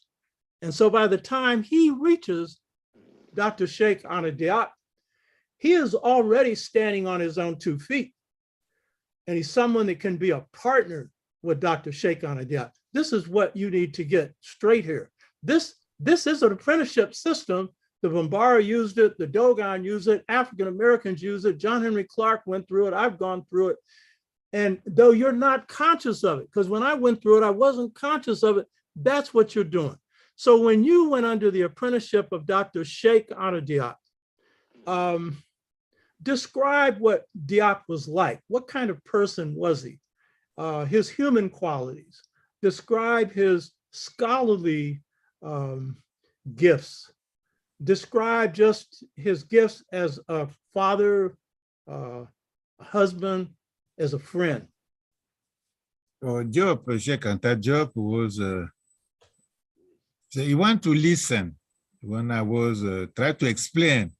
You know that I was not very strong, I did not too much, but he listened. I explain my business, and he say, yes, but I will ask you to do this. You will find, he got you. So when you find, I was young also when talk to discuss, to know, to be proud, to say I know also, to show that I know. But Cheikh was very humble. He said, look, you must learn this, you must see this, you see. I said, I didn't see that. They said, yes, you must go and see. So it was very good at the same time, very good. I will say good in English, I don't make the meaning, but very good character, good person, very attentive, he's careful about you. He cares about you more about himself. Did you eat? Did you feel well? How are you? Your family? What is going on? He's very careful. You must be well. You feed. He asks you, do you know this person? Yeah. So is your friend? No. See, he's very careful. What they call attentive in French. So he's very careful. We take care of you. That's very goodness. And Cheikh never try to even to be to talk bad against somebody else. I never, even his enemy, never. Sometimes I'm mad. I say, Cheikh, look, this guy said that. He said, look, I will struggle not against somebody. I will struggle to help Africa. It's not to fight by, they say what they want is not my business. What they need is Africa, is our business. We must do for Africa, not for me. They fight me, they criticize me. They let them do their job. But we must not reply every day. We must do for Africa. This is our mission. Don't miss your mission. Your mission is to reply always, is to do for African people. So it gives the good orientation, the good direction. You see, he was, I will say holy, like they say in the church sometimes, holy person is very holy. H-O-L-Y, like a purity, yes, purity, like very mad, really. He was a pure guy. Our character was very different. More bloody character. Cheikh, no, never. He never complain. Me, I complain usually. He never complain. He never, very high level, spiritual, intellectual, spiritual, very high level. This may be from a Quran people, because he's a Murid guy. His family is a Murid. They learn ethics when they're young. They do the Quranic school, something like that. They maybe come from there. You see, try to be respectful, to help life. Cheikh was like that. See, and see, this is why I was not afraid to tell him to discuss. You see, even good things he listen. Even bad things he listen always. Even I was say this is a mistake. You know that it was a mistake, but he say he doesn't complain. He try to help you. We're in Cairo, we went to visit one monument. So people went already in a boat. So me and Cheikh Anta were late. So Cheikh Anta Diop is a strong guy. He ran away to go to the boat. Me, I came after. I just take my place in the boat. Cheikh Anta Diop publicly tell me, you must apologize, you are late. Publicly, to the people, to the French people, these Egyptologists people. You must apologize. You are late. They wait for us. Say, excuse me. You must say that. I didn't believe. But of course, I say I'm sorry to come late. But Cheikh Anta Diop did the joke. I said, look, do these things, because education must shape not only your spirit, your intellect, but shape your beingness, your being. It must shape also your being. It must being, this African value, the way you are in life, in existence. You must apologize. So many things like that. Cheikh, it was very, yes, very strange. I will say strange in a good. That's a rare person. You don't find them usually. Like kind of John Henry Clark, something like that. People who did many things. They never. They're above many things. This was difficult to say, but he was really above. People didn't understand Cheikh Anta Diop. He was in his lap, he was with us like this, but he was kind of an angel. He was very above humanity, above common people. He was with values, with math, I believe. So it was always a pleasure. I was very peaceful to stay with him. When I was there, I was a real peace, deep peace. I was very kind of fulfillment, they will say in English, fulfillment, when I was with him. Because Cheikh himself was very full of everything, with a gentle guy, what you say in English, gentleman, and Cheikh like that. More than that, but people even criticize me, they say, yes, you give Cheikh and all values, it's like these human beings, why you emphasize too much, something like that. I say, look, this is my business, it's emphasize, it's me, it's not you. If you don't emphasize, it's you. Me, I emphasize because I see, I love, I saw, I live these things, so I must emphasize. You don't say with Cheikh Anta Diop, I say with him all night, all day. Sometimes we don't sleep, Sometimes we don't sleep. We stay. He give me a meeting. Well, let's meet tomorrow by 4 o'clock. I say, okay. But from o'clock all night, we don't sleep. We make separation to verse in morning by 7 o'clock. When I go to my house, my wife, I said to my wife, I was with Cheikh Anta Diop all night. It's so no, don't joke. Cheikh is a serious guy. He then is married to a guy. He then is a scholar. He won't stay all night, not sleep. You lie. I say, no, I don't lie. It's a serious business. It's like that. He said, no, I don't believe you. Say, believe me. So one day we met Cheikh Anta Diop, my wife. I say, I met this story. I said, ask Cheikh Anta Diop there if that day we didn't stay all night. But Cheikh Anta Diop just smiled. He just smiled. I say, ask now, Cheikh Anta Diop is there. Ask him if we didn't sleep that night. I told you. Cheikh, I say, you are afraid now, ask him, he's there. He will tell you. And Cheikh Anta Diop didn't say anything, just smiled. She said, like, he was so gentle, this guy. He was what they call monsieur. What you say in English, gentleman. More than that, yeah, for me, as all virtues, for me. Maybe people that say like that. For me, as all, it's good to stay with him, with company. He talk, he have kind of fulfillment to stay around him. See, it was like that. I feel that. Dr. Obenga here is describing what apprenticeship does and in relationships, so that the learning he was getting was informal. It was in relationship. They'd stay up all night talking.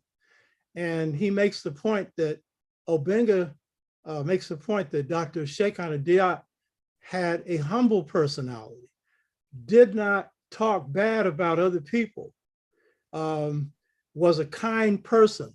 He described his character as holy.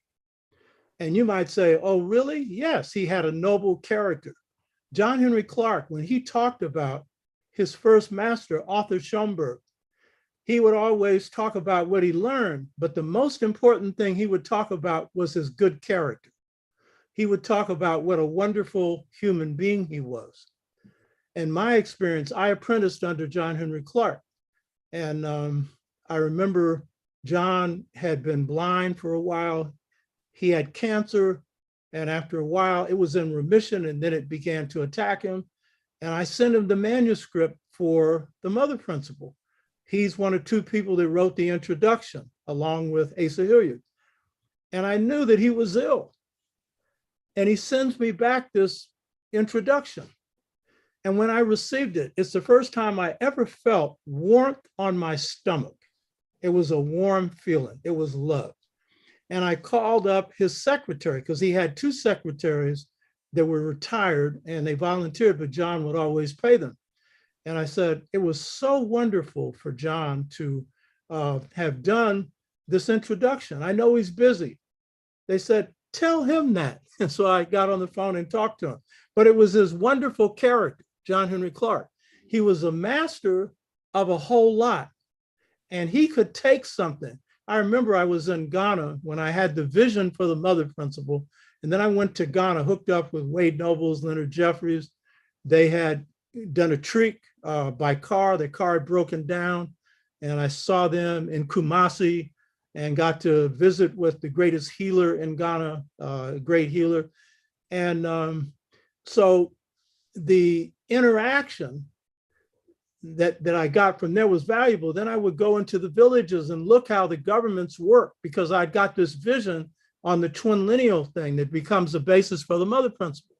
So when I called John Henry Clark back, after I come back for about a month in Africa, John could summarize everything that I thought was so deep in one sentence. He could say, because I was looking at how the lineage system in Ghana was consistent with how the Ghanaians ruled themselves at the Asante Hina Santawa level.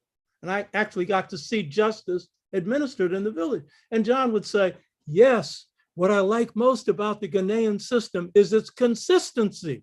In one word, consistency. You know, but it was his brilliance, but his humility.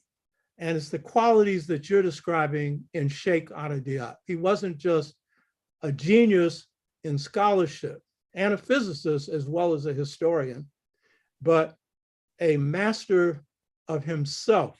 In Kemet, they would call this Jeremiah, you know, the ideal person, or the Bombara would call it Ma, the complete person. That was his quality. You pointed out he was a boxer. So I think that's something most people don't know. Now, I want to conclude this on the important meeting that you and Cheikh Anta Diop had at UNESCO. And this was historic for many reasons. And I want you to describe what happened, why was that meeting in UNESCO so important, and what you achieved there, because this was a victory for not just you and Cheikh Anta Diop, but for African people and for humanity.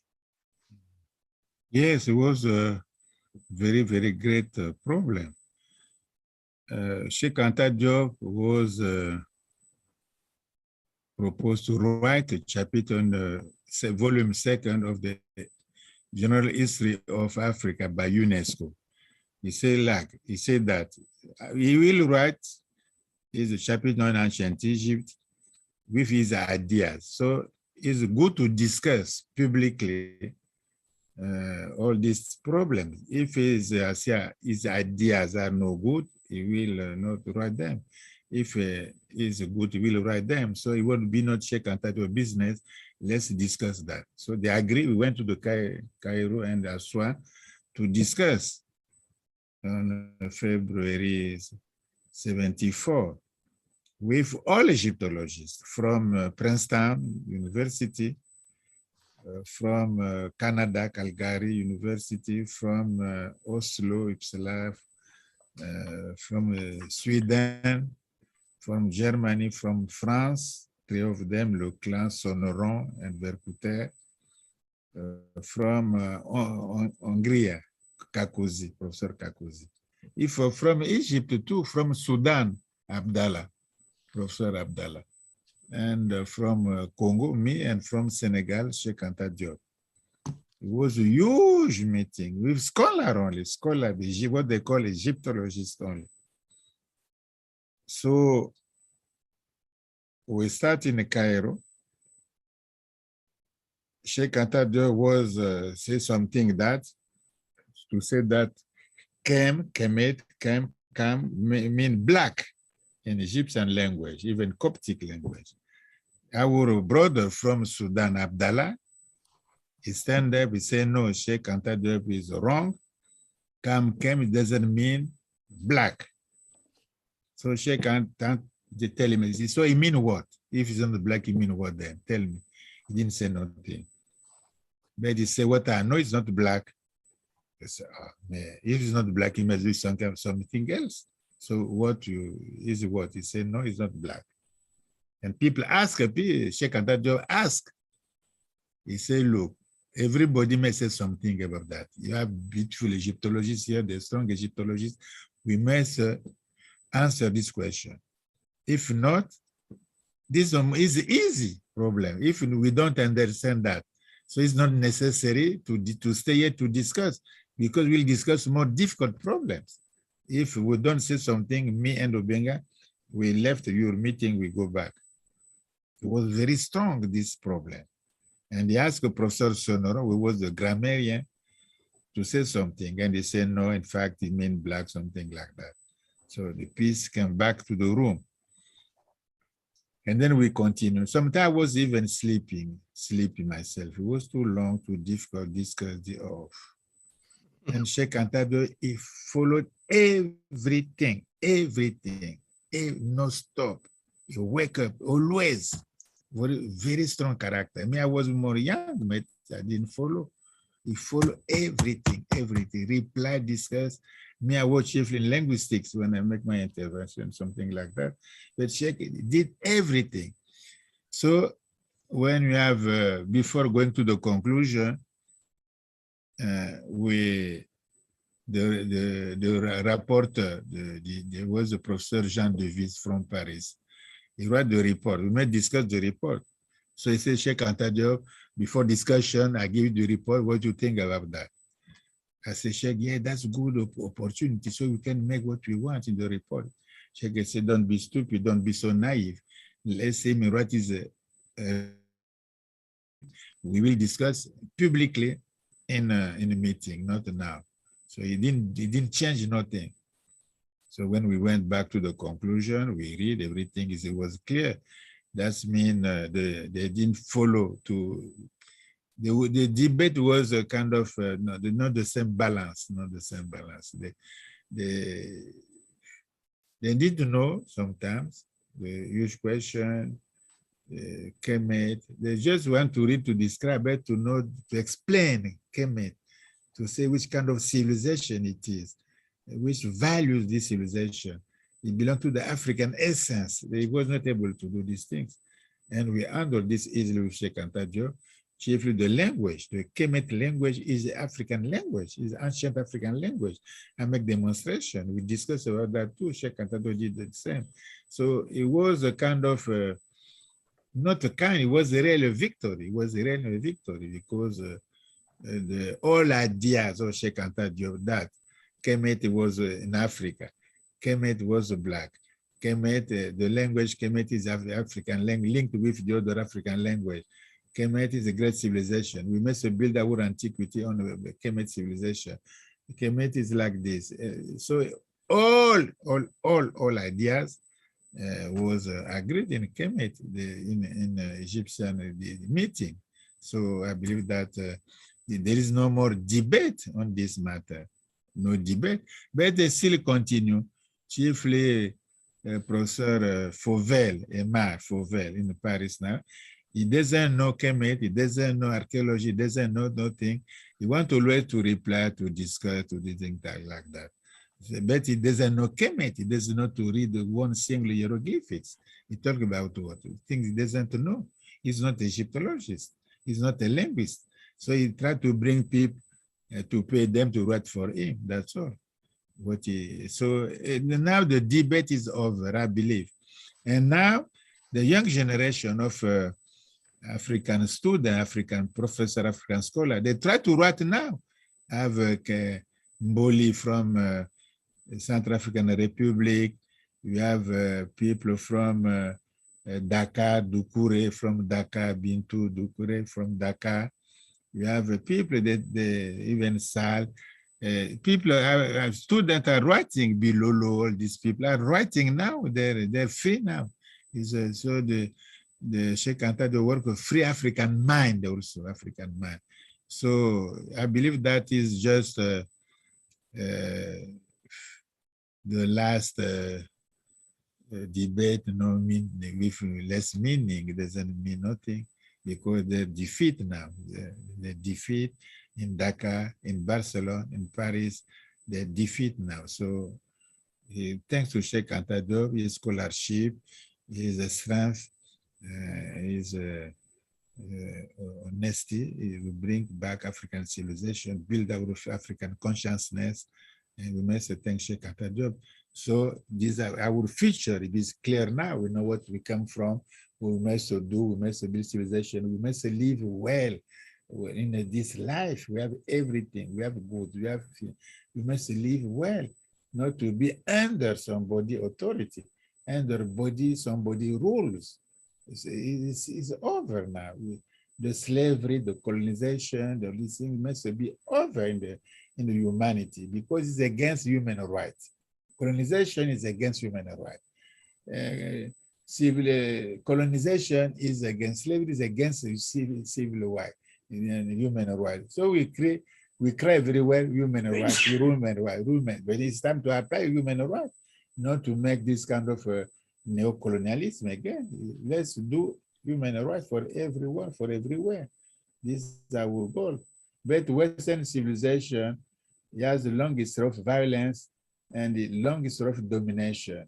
It's not clear for him to leave people free, not yet. They put Mandela in jail because he was communist. They believe that he was not communist. They kill Cabral, they kill Sankara, they kill Lumumba. They make in jail, Jomo Kenyatta, Kenneth Kaunda, Mugabe, Mandela himself. They make many crimes in the continent. We call that crimes, a lot of crimes. That is over now. There is no forgiveness. There is no how do they call that? We don't want them to pay money for this crime. We don't want them to pay no repent. No, we don't want nothing. So let us free. Let us be free forever, not to be their slaves again. They want us to be. They're very bad people, human beings in history, globally speaking, very bad system. Their system is very bad against human rights. So we don't like that. Everything they do, they believe that is universal, to live together, what they call men and women. They believe that everyday things is good for them. It's not good for us. It's for them, not for us. So let's be free. Let's respect each other. Do what you want to do. Let's do partner, not enemies. We don't like that. So this the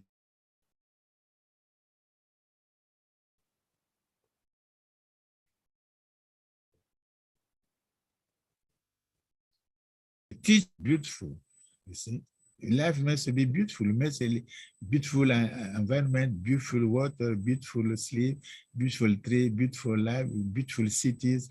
We must do beautiful rivers, etc. We must have beautiful friendship. We must do this thing beautiful. Life is so good. We don't miss our life. This is a message of Cheikh Anta Diop. So I agree on that. I'm an old guy. I don't change. I believe like this, and the end is all right too. So this is our goal, and everywhere we teach these things. When I went recently to Congo Kinshasa, we taught these things. Dakar, the same thing. Cotonou, Burkina Faso, the same thing. Yaoundé, Cameroon, the same thing. Mali also, the same thing. When I was there, everywhere we spread the same message. We must know, we must free. I will say we must build the beauty in Africa. This is the main goal. Now we must explain them. It's over. If they want, okay, we discuss, we do business. If they don't want, we don't go back. It's finished. We must stay strong together, build African solidarity. And this is what they call that, since then, St. Blyden, Marcus Garvey, Du Bois, they call that Pan-Africanism. We don't change. We don't change. These are our ideas of unity, of friendship. We are not against somebody. You come here to Shaka, you choose one place, you pay money, you buy, you build your house, you stay to home. What is the problem? You have a lot of land here. You buy your land, you build your house, you stay there, you go from Congo, from United States, you stay in United States, you stay in Congo, you do what you do your business, you teach, you do business, you feel free, you belong to your country, your ancestors are there, up there too. So it must be like that. Diaspora, there is no diaspora. Diaspora like that, okay.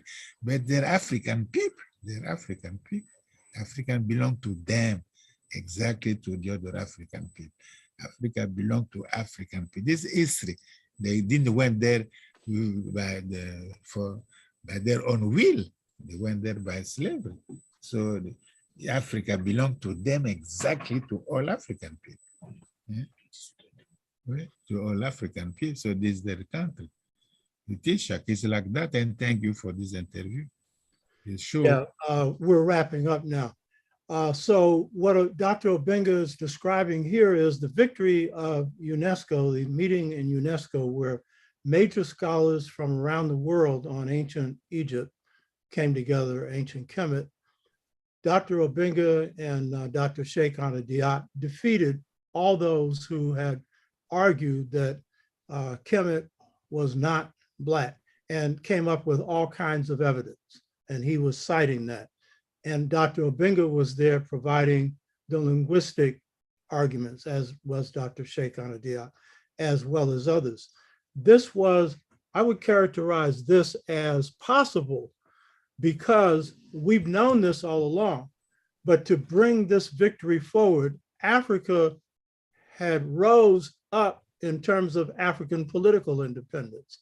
Africans were rising up in other parts of the world, as were people of color. So it created a condition for this. But I would characterize this UNESCO victory as a victory of intellectual independence, a victory that's saying that we think for ourselves and we center it around claiming our own history. We don't care what you think about this history. We know what the truth is. And so we see our eyes through, see ourselves through our own eyes. And then his final point, I think this is extremely important. The West talks human rights, but does not practice it. They don't care about it.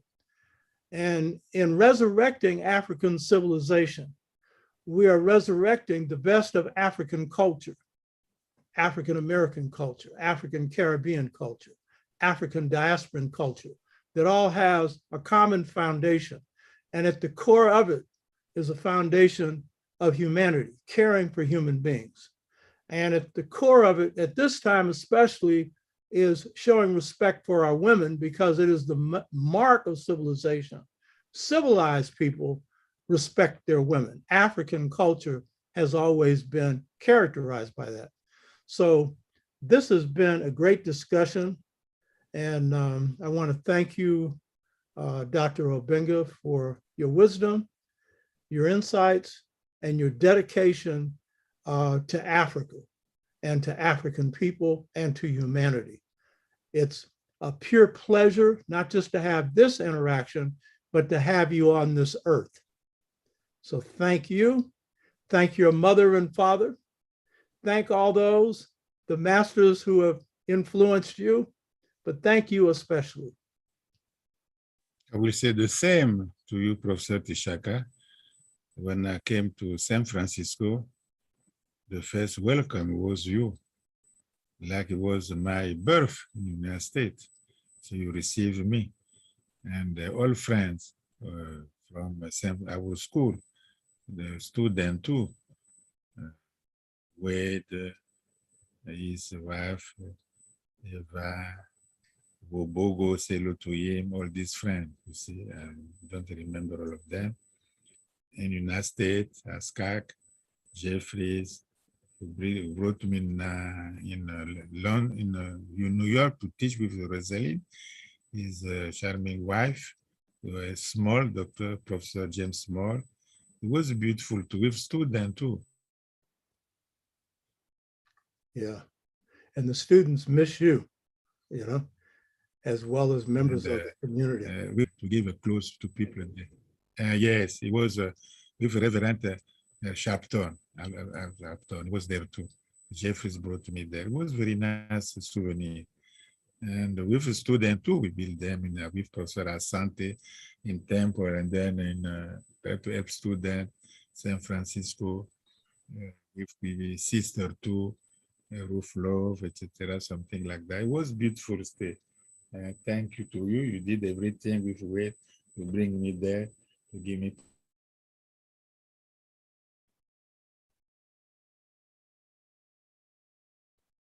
position in the Congo. So it was bring me to escape me from this. I could die too. So it was very nice. Yeah, well, thank you, Obenga. I see only one question here, and we'll end on this one because I've been watching these comments all along, and the rest are comments, but I see one question, and I will raise the part of the question that I think is relevant for this. Can the African cultural model produce peace and justice? This is from Lao Tzu. And we'll conclude on this one. Obenga, did you hear that?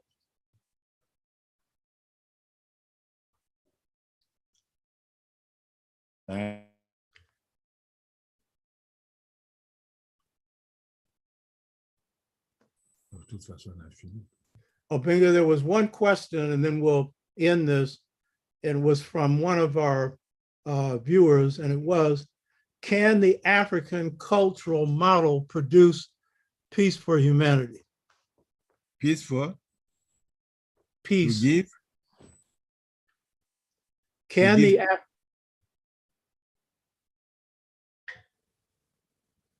did you hear the question?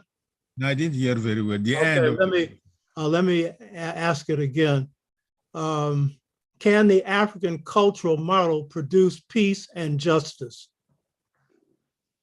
Yes, of course. Yes, of course. African model civilization. Look, when we African history, when you read African history from Kemet, there is no jail. The state, the government, the state never built a jail to put people in jail in Kemet, in Africa, never. You can do bad, they can punish you, but they will never, the idea of putting somebody in jail for no freedom, no liberty, in jail for many years. We don't have that. The capital pen that to kill somebody, the head, because he did bad. We don't have this kind of punishment. We respect human beings deeply. So if you do that, you have for justice, you have for equality, you have for everything, for humanity. We don't have these things. Even math, we don't have these things. They ask somebody, some Egyptian, the Pharaoh in ancient time, all the kingdom, the Pharaoh, Cheops, where they say in Greek, Cheops, but in Medunation is the Khufu. He said that, he asked somebody, say you, they told me that you can kill, take off the head of a bird and to bring back again. Did you? The man say, yes, I can do that, Pharaoh. I do that. It's easy. So Pharaoh asked him, do for human being, I will see. He said, please, sir, they do that for human beings because they're the people of God. We don't put the people of God in jail. In Africa, each human being is a creature of divine power. You don't put, if you put in jail, you put divinity in jail also. We don't do that in Africa. Since Kemet, he said, I can't do that, king, because I can cut him. I can buy, but for human beings, no. Bird I can do, sheep I can do, goat I can do, but not human being, because human beings are belong to the human being, are divine beings. You see, okay, it's a culture, it's like that. We don't do that, we respect. We don't always good, we do bad also. We do adultery, we do things, we can thief, we can do things. This happen, but they give you punishment because you did bad. You are lazy, you don't go to school, they give you bad punishment, but they don't put you in jail. The idea of jail, the idea of a capital penalty to kill somebody with electronic chair, to put him. We don't have this kind in Africa history. These things change with colonization. They bring the jail. They bring the, now we put people in jail because we follow Western civilization. That's all. We follow Western civilization. We do like them with corruption. We do like this. This is not justice. Justice is not to punish people to go to trial. Justice is my consciousness.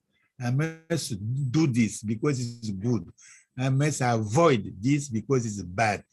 So I put myself in jail in the right position. It's not the, it's me, my conduct, my behavior. First, I put these things. I put myself in jail, or I don't put, I'm correct with the divinity, or with not? This is my question. So they teach me to be always right with the divinity, with the transcendence, with purity. They do that in Kemet. This is why the king in Kemet in Africa is also priest. You must be both priest. You don't have a president of the United States, he's not a priest, he's not a clergyman, he's just a president. President, the Queen of England, she's not a priestess, she's not a king. In France, the president is not a priest.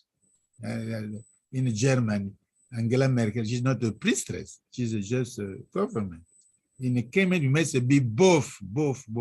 You have divine power, a spiritual power, at the same time, social, political power. The king is both, is a king with power, at the same time, is a priest with divine power. The same. It's like that in Kemet. Pharaoh is both.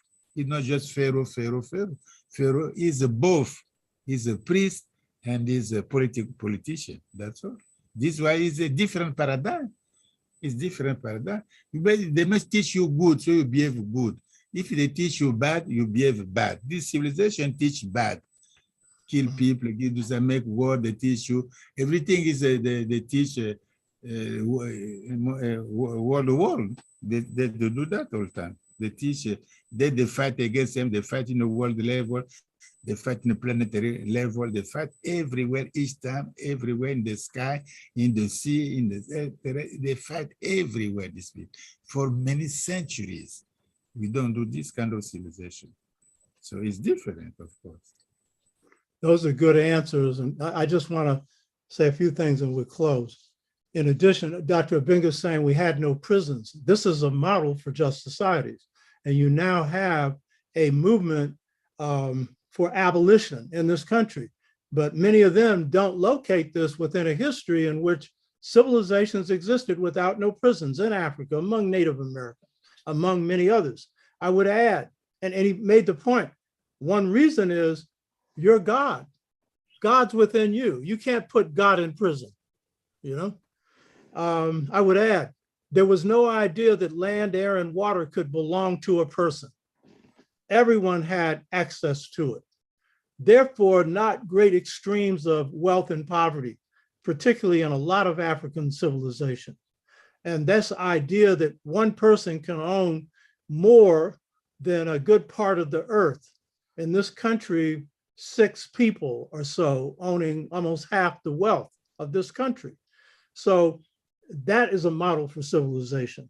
And the idea that decisions, when we talked about democracy, it wasn't majority vote, it was consensus. The people had to arrive at a common agreement. So it's not one group imposing its will on the other. And the idea that women are inseparable from men. So Dr. Cheikh Anta Diop said in ancient Africa, there was no systematic mistreatment of women. That is a clear mark of civilization, or of elders, or of children. And so this is just some of it. So I want to end by just simply thanking you. And this has been a really wonderful discussion with you, Dr. Obenga. And I think that a lot of people will benefit from this. Thank you, brother. Thank you, brother. Right on.